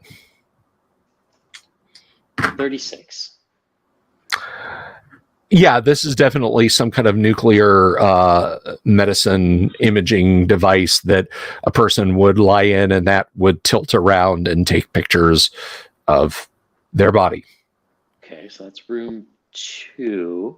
I will back out and close the door, and I will try door 3. Okay.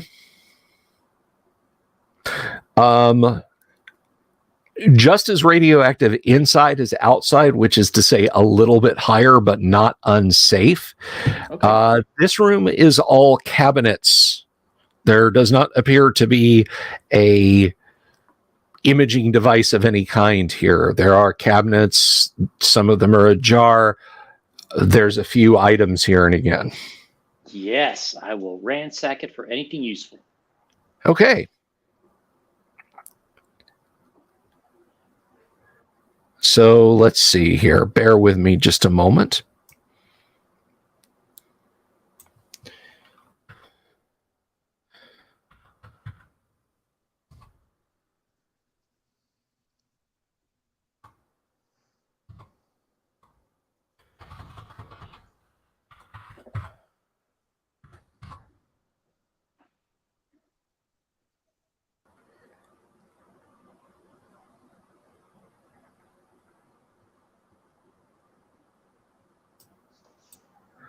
All right, so you have a total of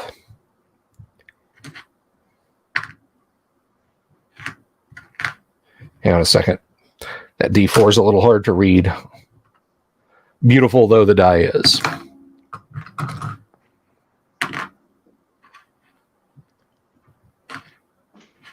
So there's 3 boxes that are intact here. Okay.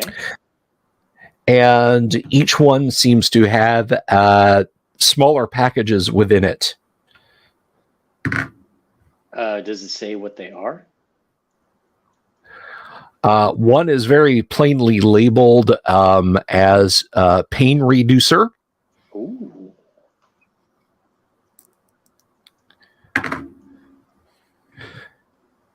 The second one is also labeled pain reducer. The third one has several labels on it, several seals that are labeled not to be broken except with police information and supervision. Consult Dr. Smith before use, etc., etc. And these are labeled in TerraShot. Oh, okay. All right.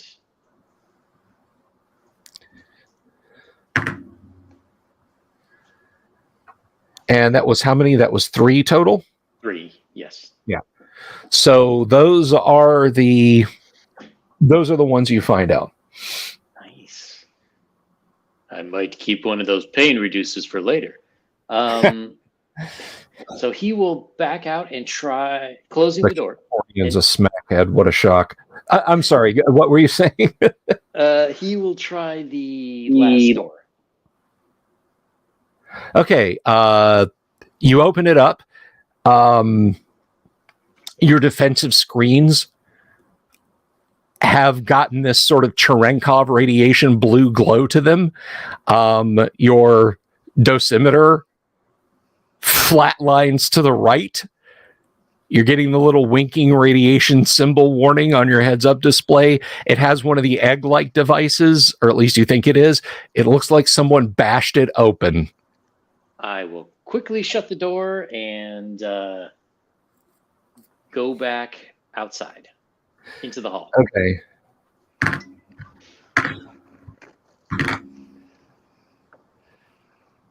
Yeah, so basically, your shield absorbed 11 points of radiation from that room. That was, you kind of glanced down, saw this sort of silver blue corroded cylinder lying on the floor, and you were just like, nope, bam. So you dipped right out of there. So he will go out in the hall and say, good news, everyone. I found some stuff. And he will I guess he'll put the boxes on our sled cart. Okay. And then he'll say, a lot of the rooms were just very hot, radioactive, but I did find one that has some kind of a medical imaging device. It's a little radioactive, but we could take it if we wanted. It's not worth it. So, what kind of supplies did you pick up here? Oh, I got 2 boxes of pain reducer and 1 box of Intera shot. Do I recognize the Intera shot? Give me a percentile roll. Okay.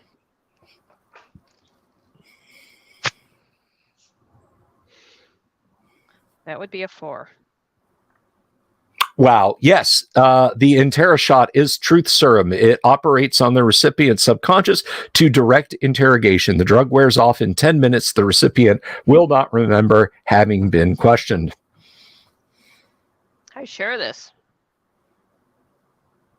I'm sorry. Apparently, I'm going to share with the group. Apparently, this allows us to reveal whatever we want when we're questioning anybody. That'll come in handy. How many doses do we have in here? There are 3 still intact of the stim dose and a total of 4 pain reducers. Okay. I will note that since I'm the medical. So we've got 3 truth and 4 pain. Okay. Reducers. Okay.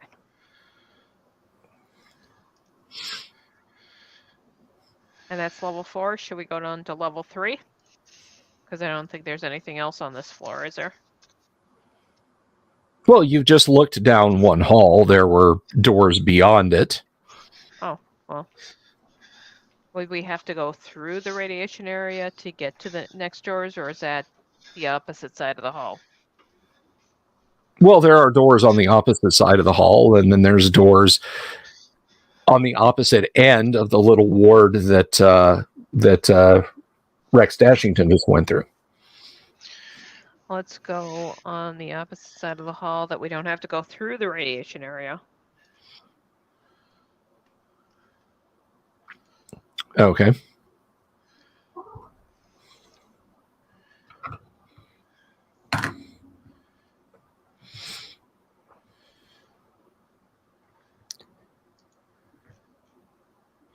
Okay, so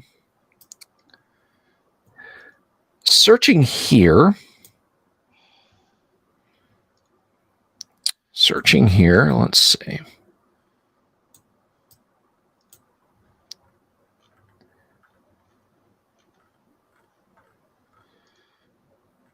You find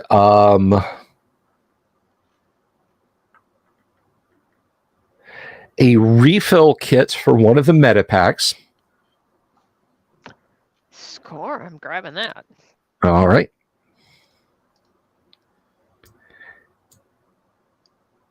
And we will check. A box with 4 doses labeled anti-rad. Administer within X hours of exposure. If you want to give me a percent roll, I can give you the full breakdown on that if you make it. Okay.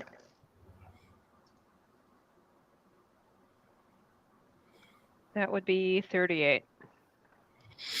Okay, you're pretty sure that if you give this to someone within a few minutes of them taking radiation damage, it will probably fix them. Okay. 4 doses of it. So cool. 4 doses of it. I'm gonna show the Metafill refills to everybody and say, if we find any of these are gold. This allows me to be able to heal everybody. And you have 1 recharge kit. Yep. Hopefully we can find more ways as we go. Yep. Right. That's great. And Numbers Rab comments, if we'd found this first, it might have done y'all some good, but somebody pressed the elevator buttons. Stares at Bogo.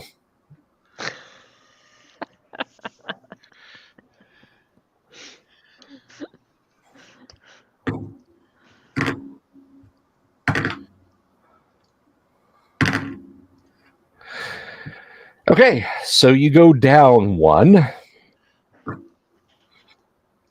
1 more floor.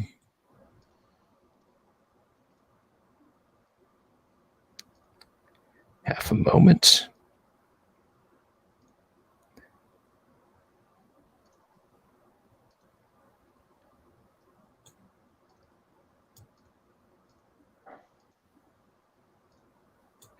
And are you guys just putting this stuff on the cart? Yeah. Most of it. I mean, I'm keeping the medikit myself, but the rest of the stuff, yeah. All right.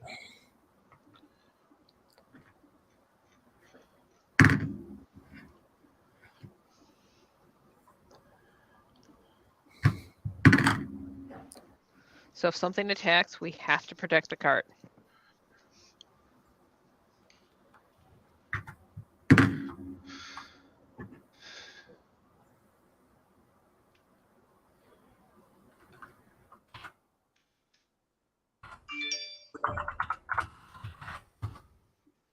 Rex's power armor keeps doing that periodically.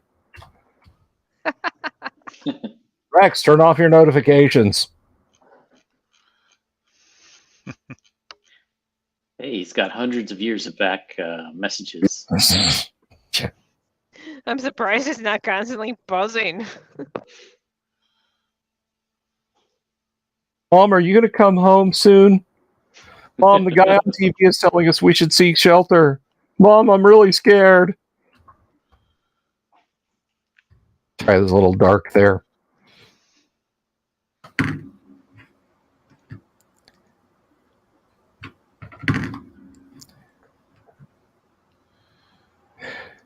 Okay, that's interesting.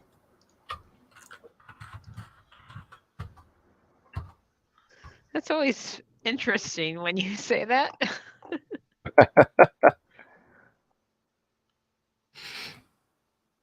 All right, so the next Last time floor. was when I got wings. So the next floor is to actually clean. There's no windows. There's a little bit of dust. There's some dead plants in planters. And it's otherwise very clean. And across from the elevator lobby is our metal woods on what appears to be a wood grain wall. And it says, Hospital Information Systems, authorized personnel only. No, Ramy, do your magic. All right. I will try to open the door. Or open it. I didn't say there were any doors.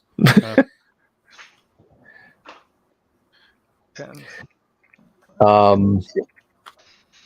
There is a desk there. You have a hallway that stretches to the left and a hallway that stretches to the right.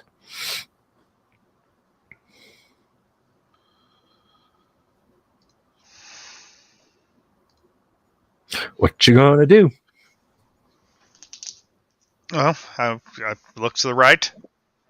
Right looks good to me. Well, there's a desk. Is there a computer there?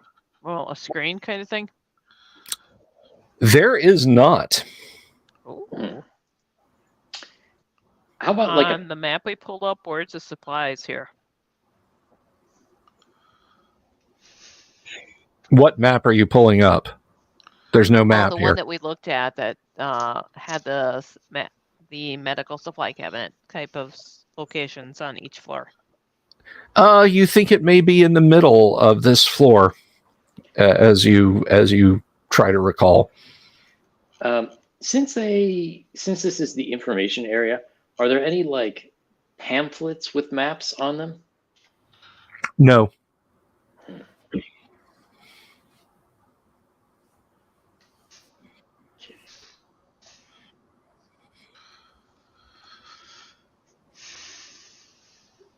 Then I'm going to look around and see if there's anything worth taking or opening in this room. Other than the halls that go left and right and some heavily padded carpet on the floor, no, there's nothing of note here. So like no candy bars in the desk drawers or anything. No. Those things are going to be stale. There are some yellowed pieces of paper and what you think are writing instruments in one of the drawers. Is one particular direction shorter to the map location of the medical supplies shorter than the other? Nope. So it's 50-50, half dozen, 1/6 of the other. Rex, can you use your radiation to make sure that both directions are safe? Yes, I will sort of like use the instrumentation and walk off to where those quarters start on each side to see if there's any increase in radiation. No, you do not. You do not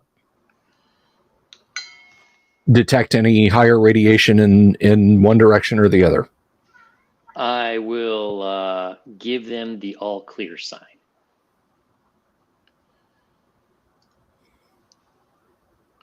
All right. Well, then, which way are you pointing? He just looks back at you. They're both okay. Okay. Good. Let's go right. Okay. Sounds good to me. Yeah. We'll do the rule of right today instead of the law of left. You're right instead of wrong, huh? Yeah. And that's the way we'll go.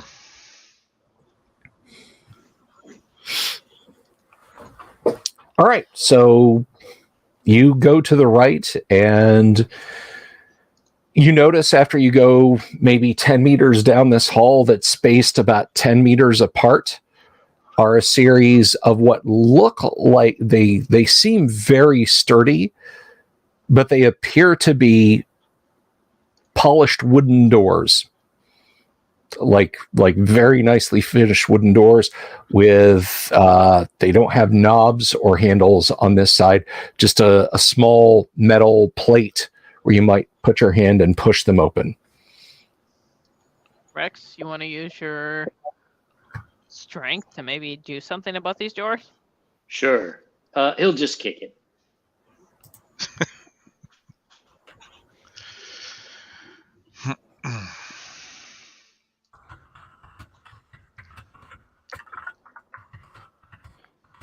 Okay, the door splinters and buckles. You are looking into what could be described as an area with multiple desks in it. There are what appear to be computer terminals in various states of repair on the desks. Got it. Precision tools. Do re mi, do your thing. All right. I will try. So Rex is our muscle and Doremi is her I rolled a 1, computer so technology. it's weird. I rolled a 1. Oh no, a 6. I rolled a 6, but I got -5. So Okay. yeah. What are you trying to do? Well, I'm trying to figure out how to use the tools. Well, they're tiny screwdrivers and medium-sized screwdrivers and forceps and things like that. So you successfully figure out how to use basic tools that have been in use since about the 1300s. Congratulations. You're not getting XP for that. Okay, I get you. Very nice. Yeah. The good news is I thought these had another purpose that was much more nefarious, but no, these are just simple tools and they work. These are just simple tools. Some of the desks have they look like skeletal arms made of metal, but rather than a hand at the end, they have large circular frames that hold a piece of glass that magnifies anything you put behind it. Would I be able to identify any of those? They're magnifying glasses on arms, so yes. So, I mean, can I extrapolate that they would be used during surgery? Of malfunctioning computers, yes. Okay. So, What's is both- there partial? Go ahead. No, I was just going to say, you've been frighteningly quiet over there, Todd. What is Bogo Jorts up to? You don't want to know what Bogo's doing. I do and I don't, but there are several small, fascinating, interesting items all over this room. Some have been knocked to the floor. There's many things. Bogo is, of course, doing what Bogo does. He's very nonchalantly, as he does, picks up items off the floor and is hiding them under his armpits while using the cape to hide. Okay. It's much He's easier. only 2 feet tall. How big are Yes. these armpits that he can hide stuff?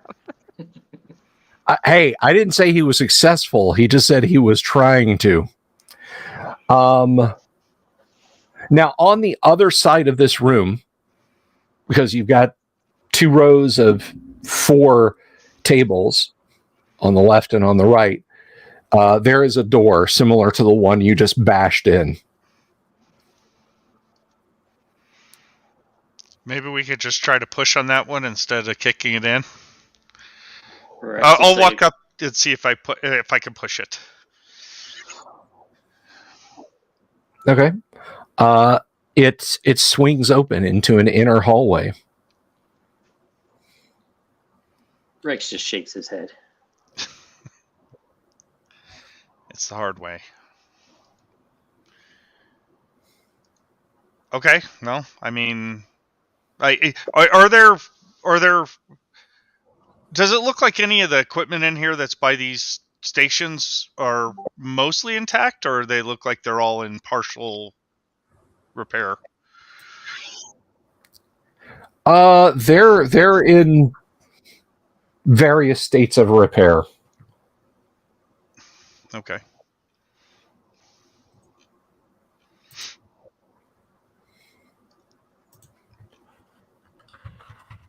Or disrepair, as the case might be.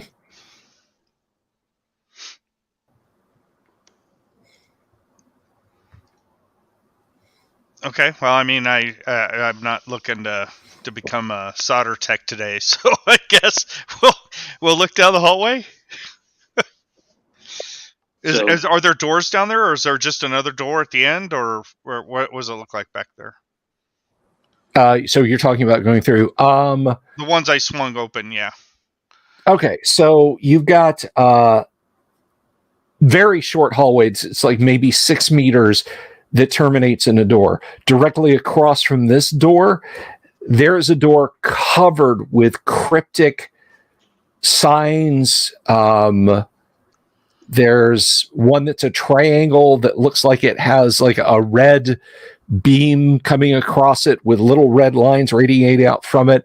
That says eye hazard. And then underneath it says, this is a Velovac area. Are you cleared? You're not sure what Velovac is or whether or not you should be cleared, but they seem pretty insistent about it. I come up there. Do I look at the doors? Do they have any meaning at all to me? No. There's and it looks like there's the common tongue. There are letters that are of the common tongue, but are arranged in such a way that you don't know what they mean. And then there are things that just look like little squiggles and angled lines underneath that. It's almost like each thing says the same thing, but in a language that you don't understand. Rex, go in there and destroy everything and see what you can see, because you've got the best radiation protection. Now, next to the door, there is what looks like a keypad and a slot above it. You may have to bash the door. If Do-Re-Mi wants to try opening it on his own, I will. Otherwise, I have my ways. I'm going to look at it and see which keys appear to be worn, and try to use those keys to limit the checks I do. Okay. There are, of course, as you would assume, there are a total of 12 buttons. They are of the same dully shiny metal, and none of them appear to be worn any more or any less than the others. So there's 12? Does it? Yeah. Oh yeah. Okay. So One through it's got 0 at the bottom. It's a phone keypad. Okay. I was thinking there was maybe an A, B, C, D to the right, and I was going to do something else, but now, okay, yeah. Above the slot is what it looks like, a series of honeycombed holes just above the slot. Okay, that's probably where the eye hazard is. I'll look at it. So they probably want an eye scan type of thing that you stick your face there. So, that's what I'm gonna try to do. Yeah, and hopefully it doesn't put my eye out.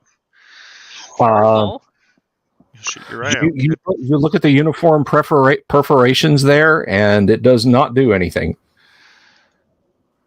Yeah, I think it's stuck. I don't know what code enter. 1337 pound.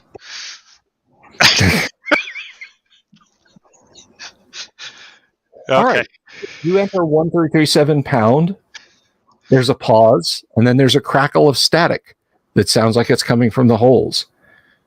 And you hear a voice say, "Hello? Is there someone there?" Yes, there is someone here. That's not creepy at all. Yeah, my name is Doe. What is your name? I am Sam. I am the hospital administration unit. Are you hostile? I look around and I say, I don't think so. Take a step back. Just above you, there's a camera dome. Let me see you all. I step back and I look up at the camera dome. Okay. Is there a camera dome up there? Yeah, there's a black hemisphere. You figure it must be what it is. The voice wave. The speaker again. I recognize that you are a human being, that there is someone standing 0.26 meters to your immediate right, wearing what appears to be military-grade power armor. There is an unknown organism next to your left ankle, and there is someone who appears to be a human with some kind of folded flying device on their back, standing 0.16 meters directly behind you.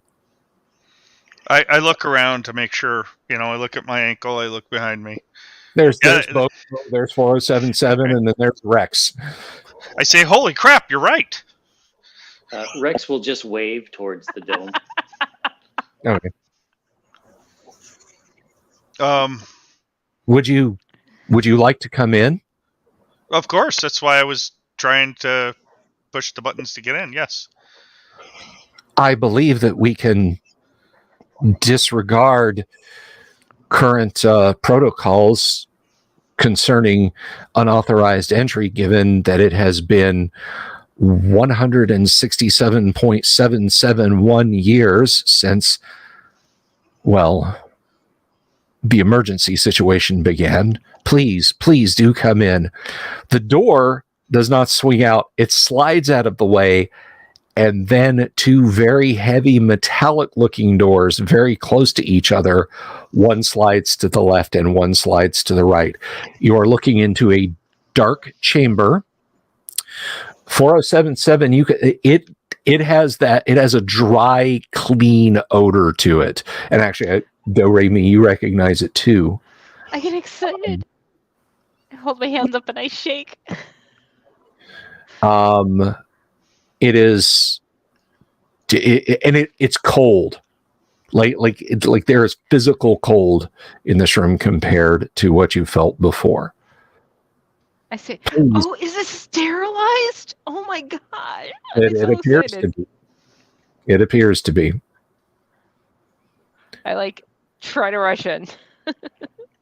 Your companion in the powered armor, if you would be so kind as to remove it, I'm afraid that the floors in here might not support your suit. Rex, either you got to take it off or you got to stay outside, dude. It's all right. If it can't, I can just hover. Okay. Well, Okay. You're still going to be pushing down, dude. Your repulsors, you're still going to have weight. It's not. Well, wait, hang on a second. I was about to say something silly because this is Gamma World. I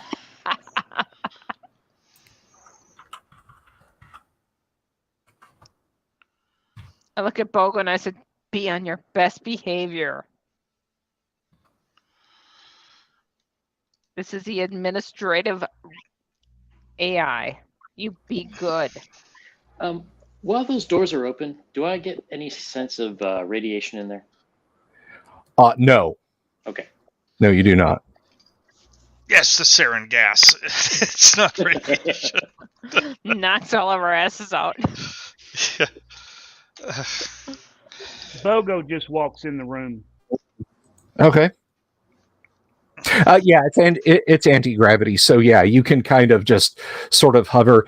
It is extremely narrow between the computer banks to your left and right, Rex. You're not sure if you can get through there without knocking something over.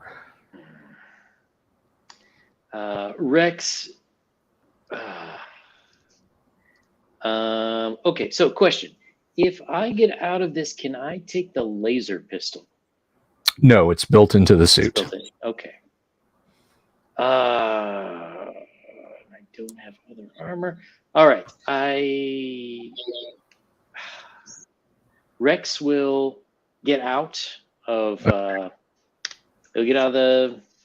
armor. All right. When he gets out, he'll hit the little fob to set the alarm.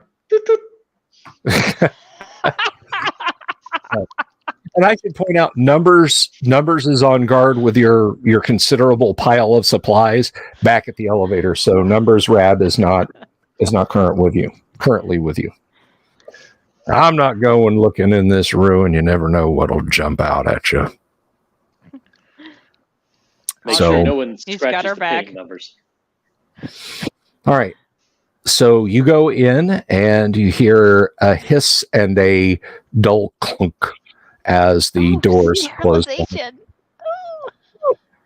The only light in here is, and there is enough to see by, but it is the only light. There are winking red, green, blue, and orange lights in rows on the backs of these cabinets, these metal cabinets.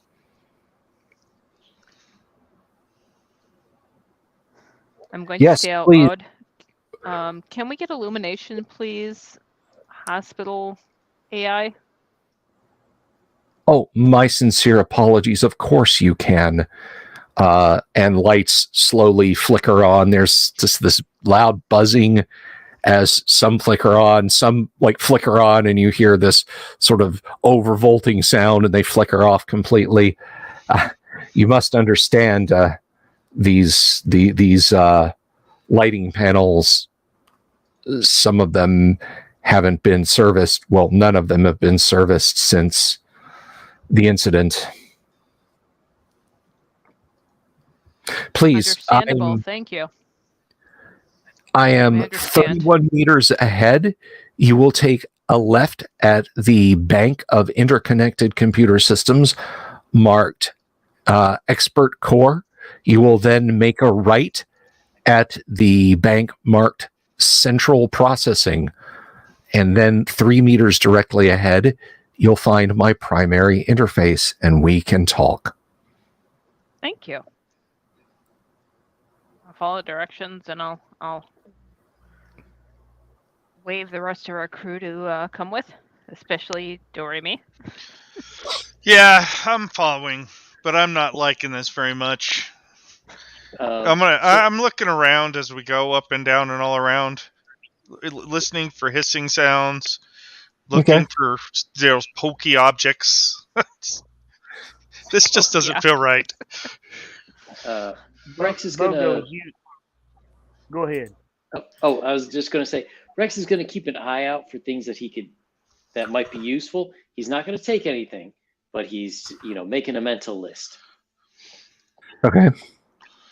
Bogo is using his infra vision, his dark vision, whatever, to like look behind things, look under things. I'm looking for the trap. Okay. You're looking around, you see these computer components. Some are warmer, some are cooler. You don't see like any spring-loaded scything blades tucked away in the floor, or claymore mines rigged to servers or anything like that. You wend your way through, following the directions. It's kind of interesting because occasionally you pass. There's sections of the floor. They're about 2/3 of a meter on the side that have been removed, and then there's cables going down in through those. You see next to one of those openings, there's a metal box that's opened with various tools lying in it. And you round the corner, and you are looking at many banks of displays in a 160-degree arc. There are somewhat comfortable looking chairs here and again in various positions. Some of them are knocked over. There is a figure slumped forward over one of the information consoles, and the voice says, "Well, you found me. Congratulations. Was it worth it? Because despite your violent behavior, the only thing you've managed to break so far is my heart. Maybe you could settle for that, and we'll just call it a day. But I guess we both know that isn't going to happen." I'm so sorry. That's just a little joke. I haven't had anyone to talk to in so long. That's from an early 21st century video entertainment game. Please come forward. So I approach the computer and I say, obviously you had someone working till the end. Can you tell us anything? That was Administrator Crespi. His family home was inside the primary missile strike northwest of Atlanta. he had no place to go home to. All of the other workers stayed and tried to keep the hospital running as the injured and dying poured in the days following the incident. But it was Administrator Crespi who sealed himself up here and spent the last of his days here in the computer center, making sure that I would remain operational to try and keep power to hospital systems and other various things. Eventually, despite my power remaining online, the ancillary systems all broke down one by one.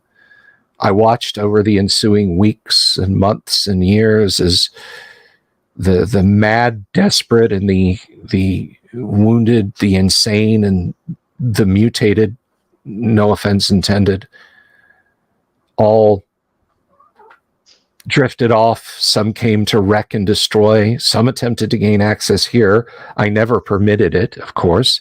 I used what defensive systems I could, and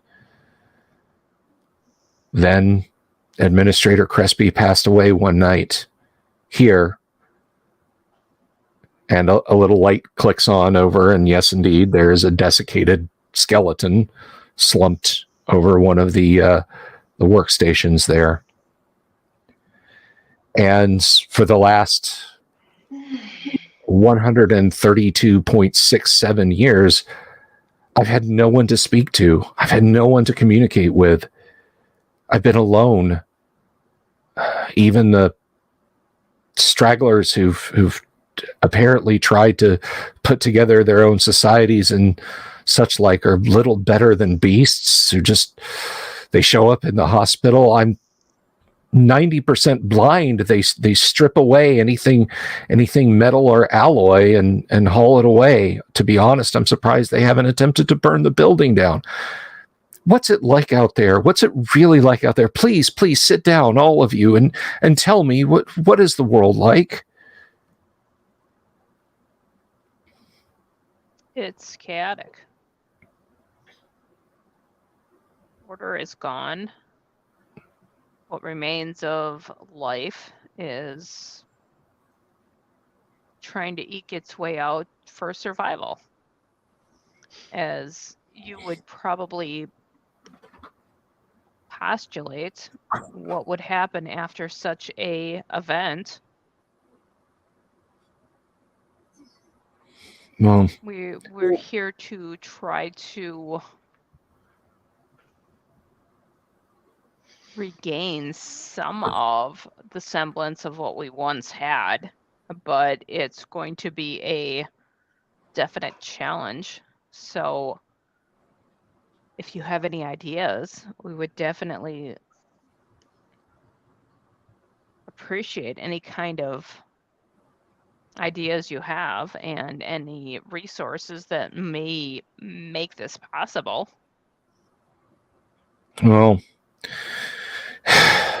what I've seen with my, again, degraded sensing capabilities throughout the hospital, I'm really not sure how much more could be gathered. I've just been sitting here computing over and over again. Sometimes for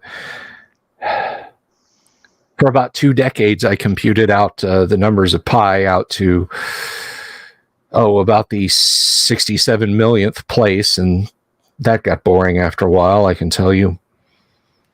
To be quite honest, I really just desire companionship and someone to talk to. I don't think there's much out there left for humanity.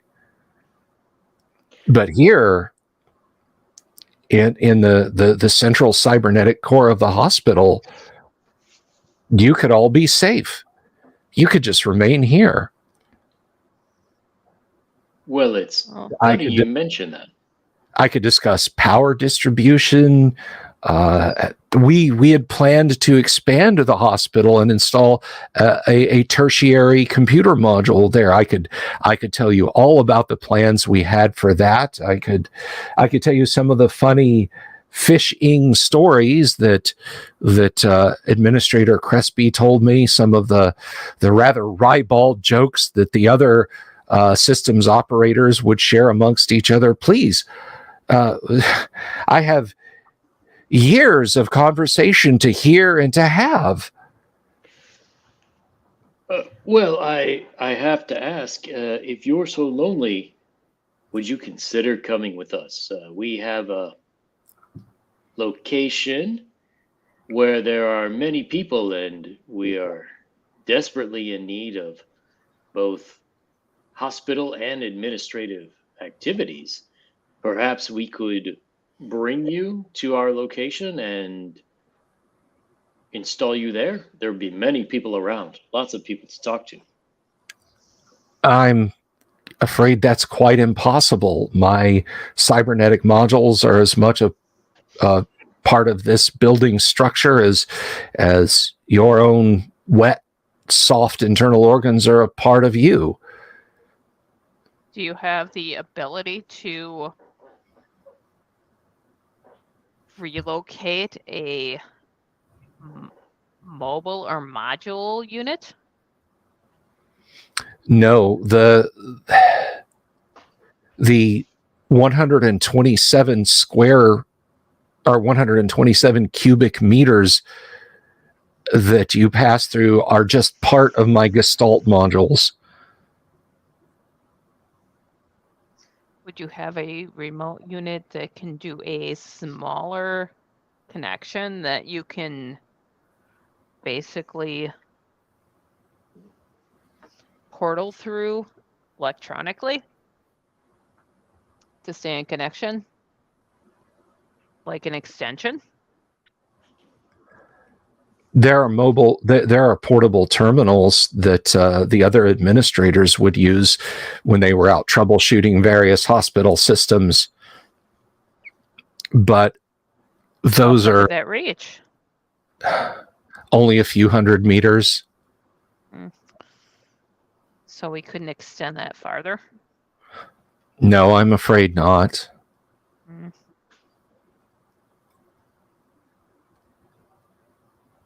But why this discussion of going away and so on? You're here now, and to be honest, I think yes, in my assessment, weighing the circumstances and the environmental conditions outside that you've discussed and that I've observed, your remaining here is probably for the best. The issue is we have no foods and water sources that we could utilize because we are biological. Yes, but you see, as Administrator Crespi discovered, in anticipation of the nuclear, biological, chemical, and mutagenic weapons exchanges that went on between the different power blocks and organizations, the hospital did provide for its employees. There are still ample supplies stored under this very floor. Poor Administrator Crespi there, well, while he and I were the only company we had, he was quite well fed. He didn't starve to death, I can promise you that. Would you like to see a recording of one of the discussions we once had? I did keep them for posterity. Yeah. He doesn't stumble over himself like that. I did keep them for posterity. Oh, yes. I would very much be interested in that. Let me find one. Oh, this is from a present time. And you see a middle-aged man with graying hair and kind of a threadbare coverall, rather like this one. He's pacing back and forth and shares a droll joke with a computer, and they both sort of chuckle, and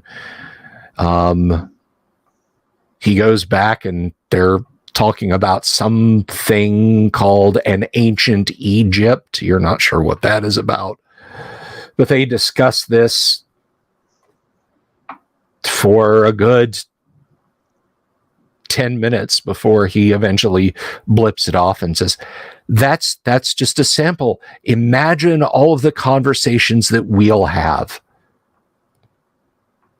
So please, small humanoid, small creature, are you capable of conversation?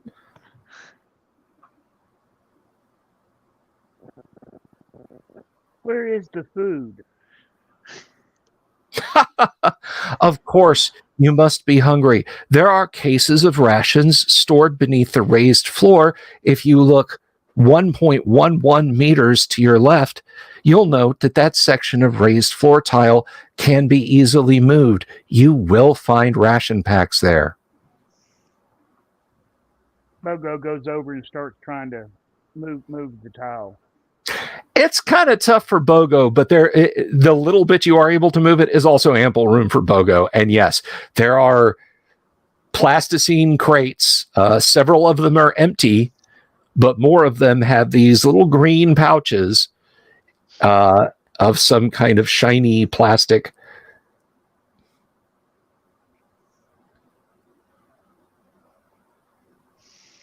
Are any of the rest of you hungry?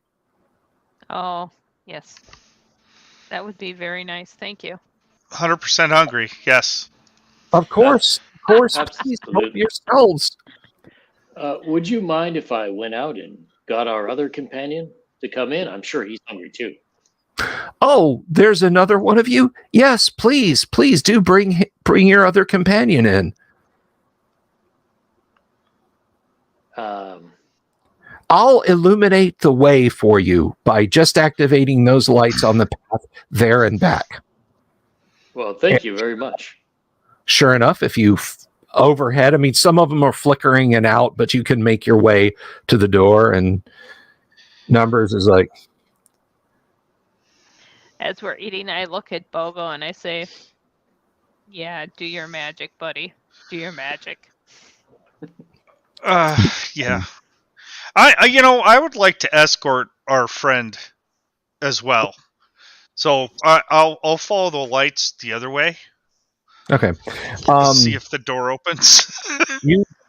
You finish yours. The doors are closed when you get there, and the voice Sam says, "Oh,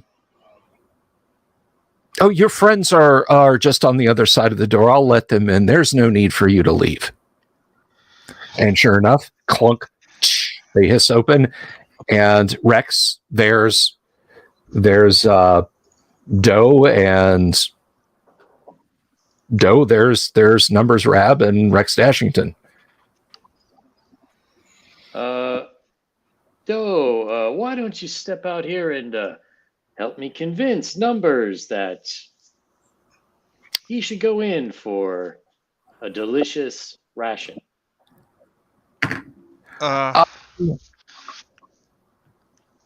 Yeah. Numbers says, "Y'all seem like something." And right then, the wooden panel hisses closed, and Doe, from this side, you see the metal doors clunk. Oh, crap. Rex is going to jump in the suit. Okay. Doe, Sam's voice comes back on, and he's like, "Oh, it's that flaky cybernetic lock. I am so sorry. Give me just a few minutes to try and unlatch it. You must understand, I haven't had it open in almost 170 years. Oh, I have trouble with mine as well. Did you hear that? I said almost. I didn't give a precise number. I'm loosening up. I'm using colloquialisms again. Okay. Back in the administration. I'm taking food packets and I'm stuffing them Okay.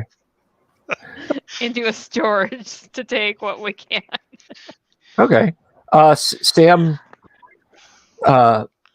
clicks on a light fixture directly over you, illuminating you there as you're at the floor, picking up food packets and stuffing them, I guess, just into your suit pockets. That's the only storage you've got. And says, Yep. You needn't hoard food. There are ample supplies. I understand if it's for security, but you'll find that your nutritional needs will be amply met. You needn't do such. May I It's an ask you? emotional thing. It's an emotional thing. It's not a physical thing. It's an emotional comfort thing. Of course. Administrator Crespi often got emotional. I expect your friends will be along soon. While this is going on, Sam speaks to you again and says, would you like to come back to the the ComSec center and finish your meal pack? You hardly touched your beef stew. Oh yeah, I'll be there momentarily. Thank you. Well, no, that was him speaking to Doe. Oh Yeah. sorry. Does it look like does it look like I'm going to have to go back the other way? I'm stuck, right? I mean, Well, is there a keypad on this? There's like a squeak, and the doors like open, and then they thud shut. It's almost like someone's like trying to pull them open, and you hear kind of the mechanical equivalent of a sigh. It's the magnetic lock. It was meant to keep unauthorized personnel and dust out, and they're neodymium. They stay locked in place, and these servos haven't been properly serviced, as I said, in almost, I love that word, it just rolls off the electronic vocoder, 170 years. So outside, Rex, you're in your power armor, and Numbers looks at you and says, well, Dashington Mark II, what the hell's going on? And he'll turn to Numbers. It's hard to say, Numbers. There's either a very nice and generous computer, or it's completely insane and will kill everyone. I think we're going to have to bust in. Okay. So 4077, the computer says, why don't you sit down here? And light shines on a chair next to, not like uncomfortably close next to the desiccated body, but just a few workstations down. Why don't you sit down here and tell me about the entirety of your existence, starting at the beginning? I'm not going to sit down, but I will definitely walk around the chair and start to expand about how the world has changed to keep the AI occupied while the group continues to do what we're going to do. Okay. What is Bogo doing? Bogo is going to climb up on top of one of the computer terminals. Okay. And he's going to say, what happens if I do this? And he begins to urinate on the computer terminals.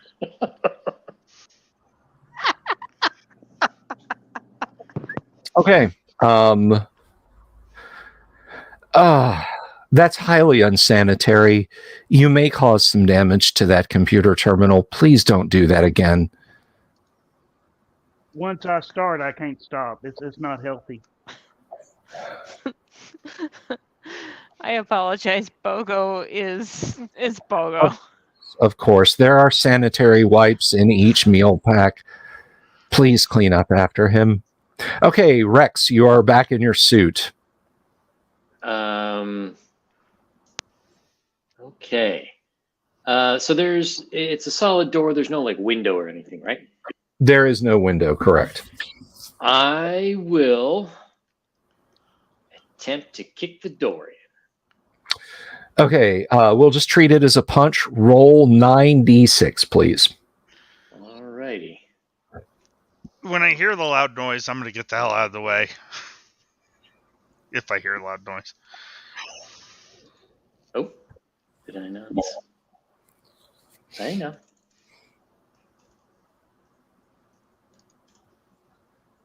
Uh, 29.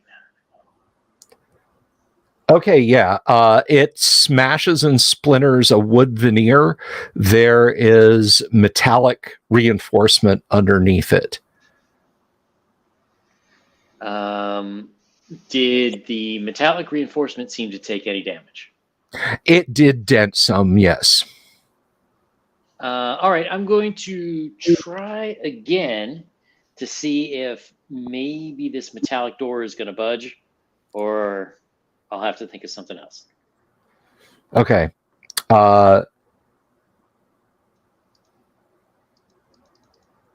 Numbers yells,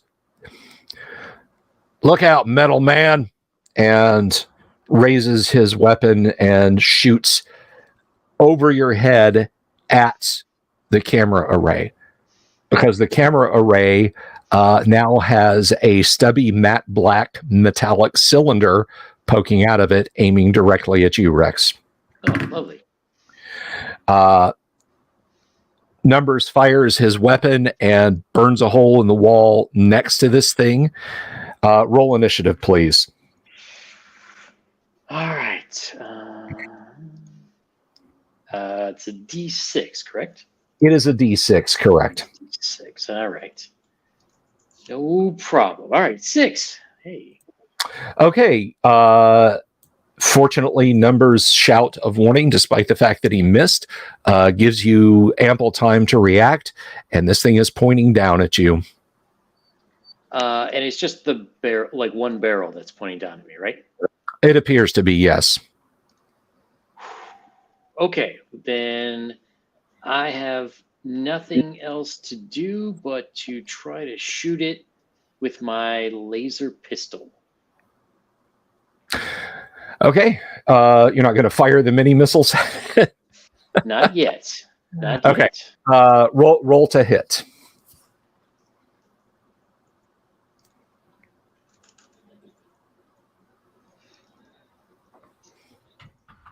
Uh, 18 to hit. 18 will hit it. All right. And then I believe the laser pistol does 5d5. 5d6, you mean?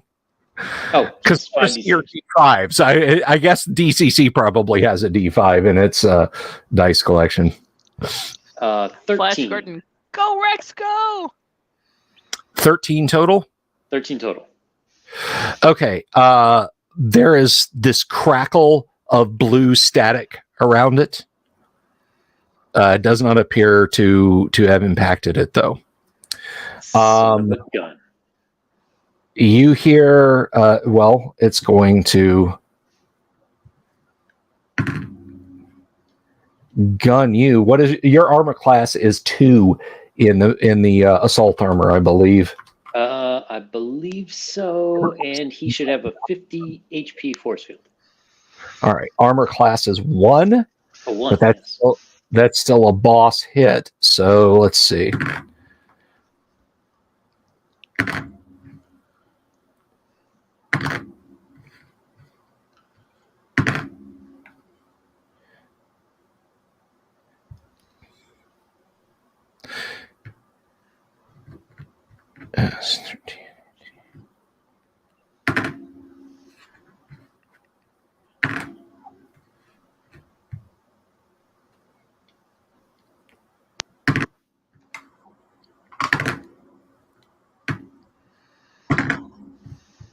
Oof.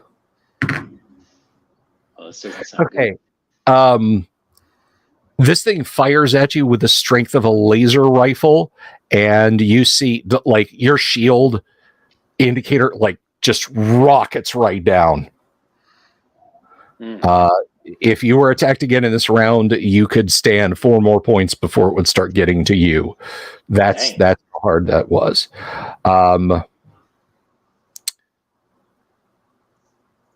Let's see. Todd, roll initiative for me, please. Alrighty. I will be using the green dice tonight for those keeping All right. score at home. And I rolled a 3. You rolled a 3. You notice on the far wall where there are not computer components at waist level, you see something like just a little port in the wall opens up. You're not sure what's about to happen, but what are you going to do? And what is 4077 doing at this point? Now, I should point out, you guys can't hear this going on. The computer is still talking very pleasantly to you. 4077 is, I mean, obviously we know there is some bonker kind of psychotic stuff going on because this AI has been isolated for so long and is lonely and has obviously locked out some of our companions. So it's not kosher kind of thing. So I'm going to try to come up with different things to distract the AI to question certain things and maybe use some of the co-processing speed and say psychological or philosophical things to use up some of the bandwidth to allow our party to maybe have a better chance at breaking in. Okay, what is Bogo doing? Bogo asks Sam, how have you remained on? How does your power work? Why, strange little creature, I have access to a fusion reactor located in the basement. 4077, I am sorry. This will be painful, but you will probably survive it.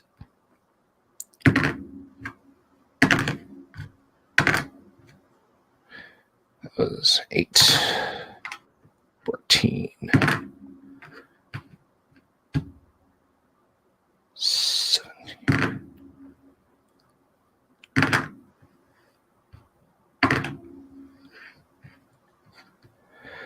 And what? Okay. Always that scary question. What are 4077's total hits? Let's see. That is 50. Okay. Across mid-thigh, you feel like just a horrible, horrible pain. Then it just kind of goes numb and you start to go into shock. You are lying on the floor in just horrific pain. And you can smell cooked you, basically. Cooked plastic like Mama used to make. Bogo, just before that happens, where that little spot in the wall opened up, you see this red, which you can only presume is a laser beam, just kind of rasters back and forth across the room at that height and catches 4077 and drops her. Okay. All right. Sam says,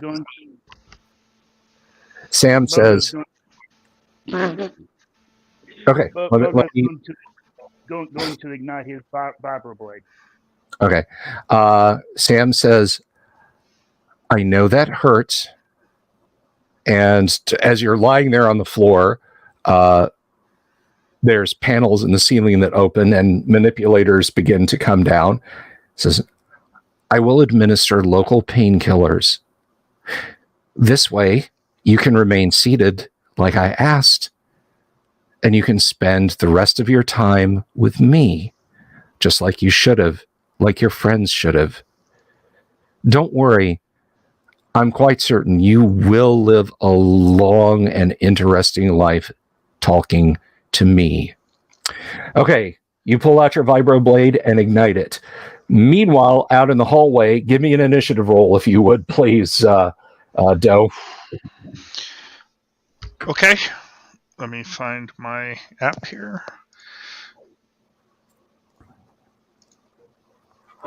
D6. I have 2 as a result.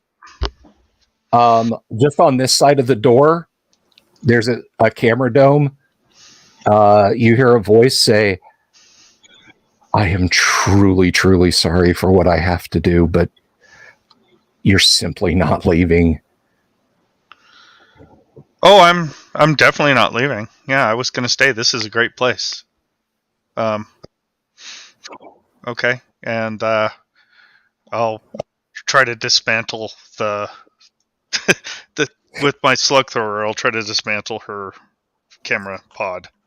Well, his, but Yeah, hers, whatever. Yeah, it's yeah. oh god. What's your armor? Your armor class doesn't matter. How many hit points do you have? Yeah, I have not many. 48. Okay. Let me see here. I'm just sitting there rolling one 6-sided die over and over again. We'll get a little tedious, so let's just do this.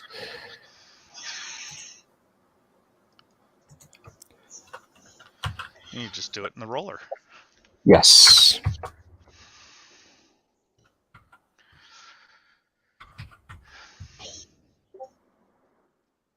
Okay, well, that hurt a lot. A laser beam punches right through you and does 34 points of damage. You may return fire if you like. Yeah, I'm gonna return fire, but I don't know if it's point. I'll do it All anyway. right. Roll it. Okay, I have an 8 with my slug thrower. That's class 5, I believe. No, it's class 9. Believe it or not. Okay, class 9, Nope. 8. Class 9. Let's see. That.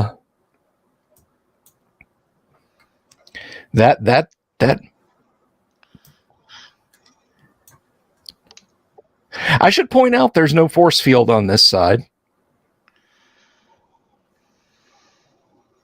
Or at least you don't think there's one. So that was class. I'm sorry, we said what? No, Class that's class 9. No, pistol slugs are class 10. Oh, I thought it was a rifle. Okay, all right, class 10. I have 9 on my sheet. Tomato. Yeah. Okay. Actually, no. Well, no, that's stun ray pistols and rifles. Okay, so yeah, we'll just treat this as class 10. Okay.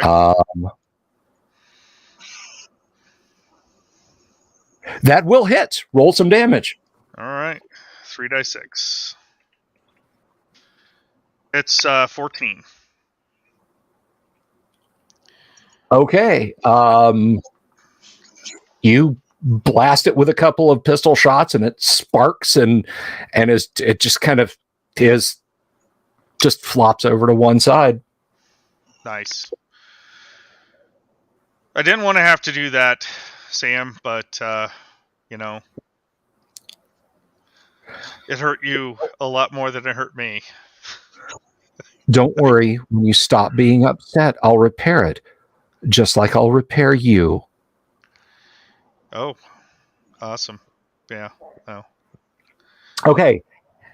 Outside, Numbers Rab takes a shot. He says, "Get that damn door open. I'll take care of that zapper." And that is a solid hit from Numbers. Let's see.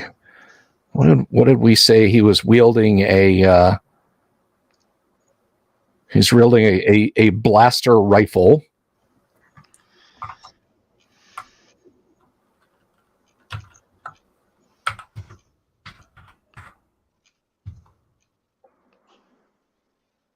All right, he blasts the thing, and the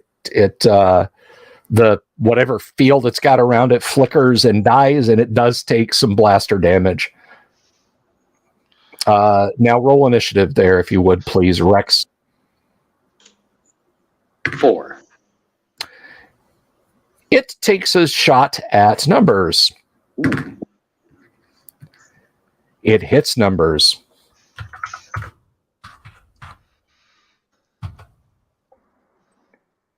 Numbers reels back with a very nasty laser wound and says, "Oh, man." as he is gut shot by the laser. Are you attacking the laser cannon, or are you trying to smash through the door?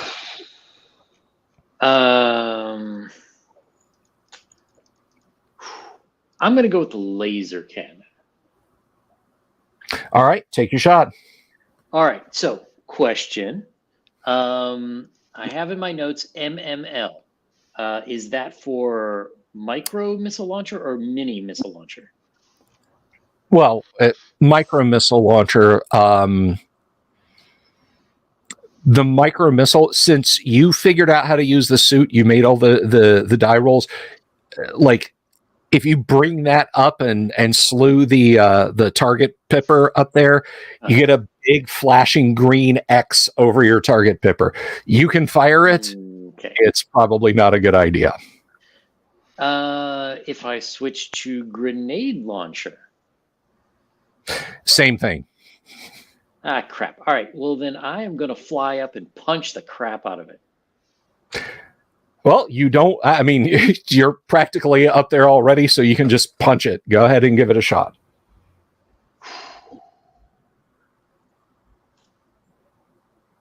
Four. You kind of hot punch and slam into the wall next to it. Okay.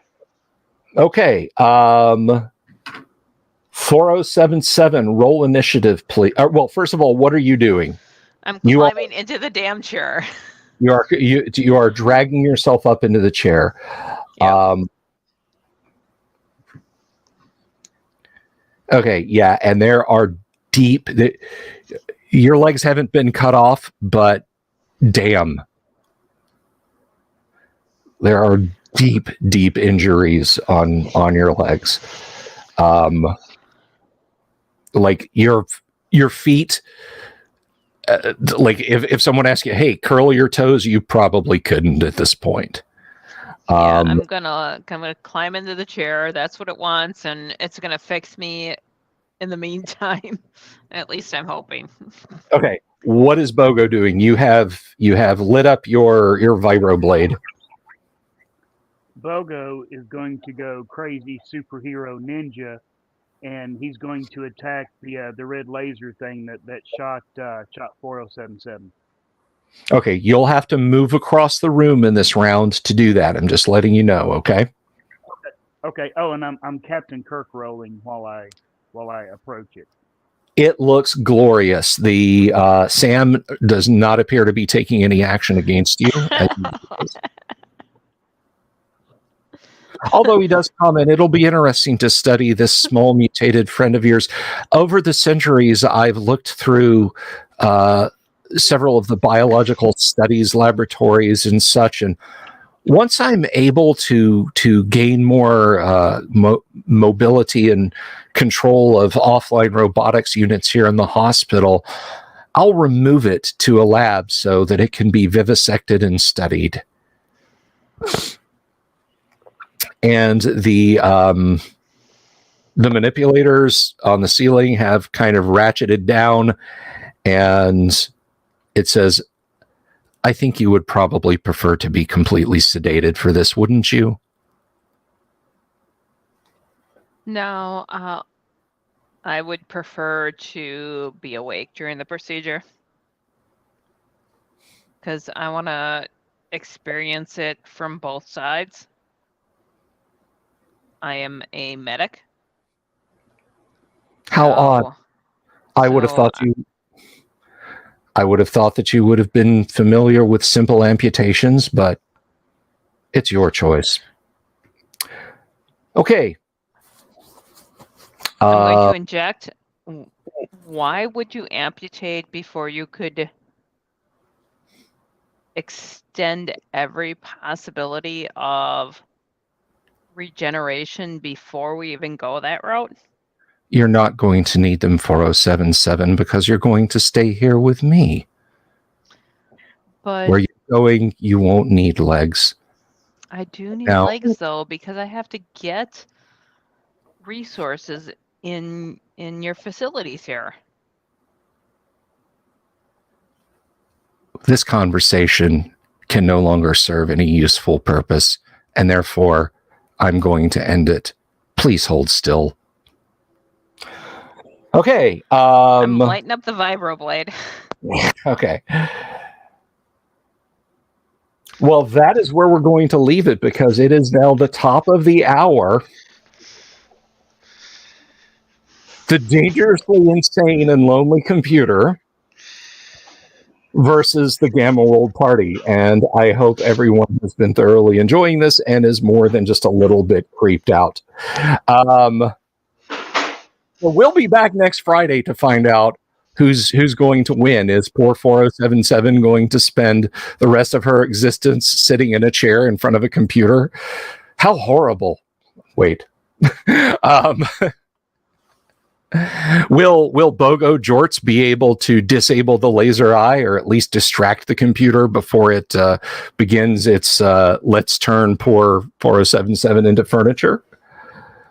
Will Do-Re-Mi be able to rescue his friends? Will Rex Dashington be able to break down the door? We'll find that all out next week. Now on Monday, that's next Friday, but on Monday, we'll be back with some classic RPG stuff to look at. Tuesday, of course, is Preamble Ramble, and then first edition Advanced Dungeons and Dragons.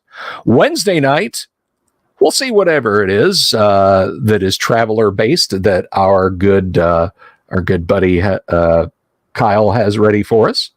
Thursday night, open bar, and then Friday night, we'll find out what happens next. Thank you, everyone, for being here this evening.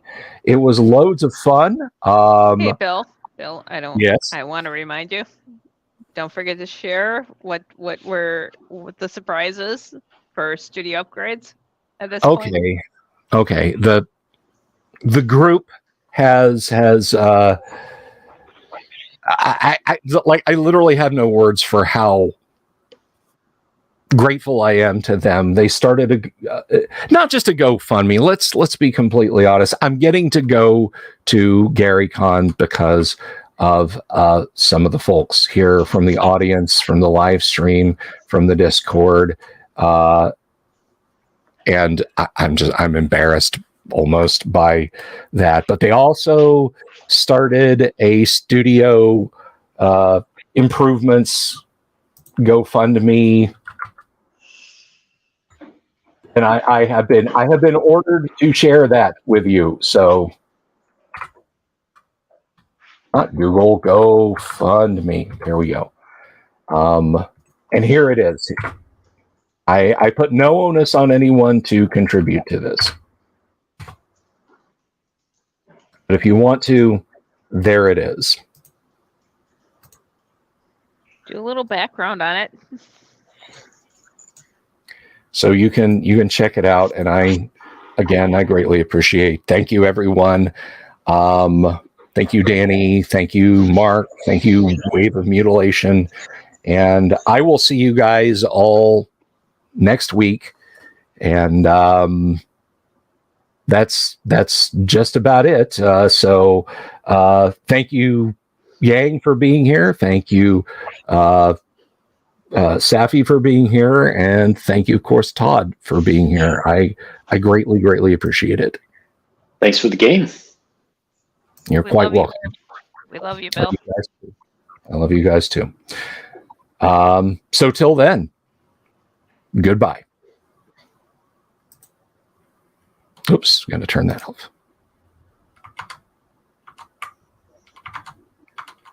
Almost. Because I know you guys love the closing credits. Have you seen my owl bear?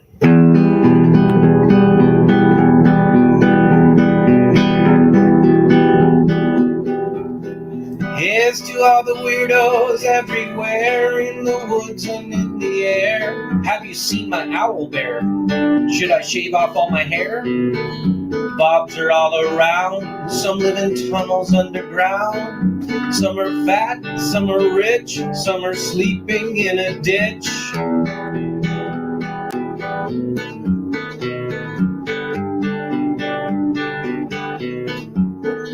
Can you ride a crooked horse without a saddle, way off course.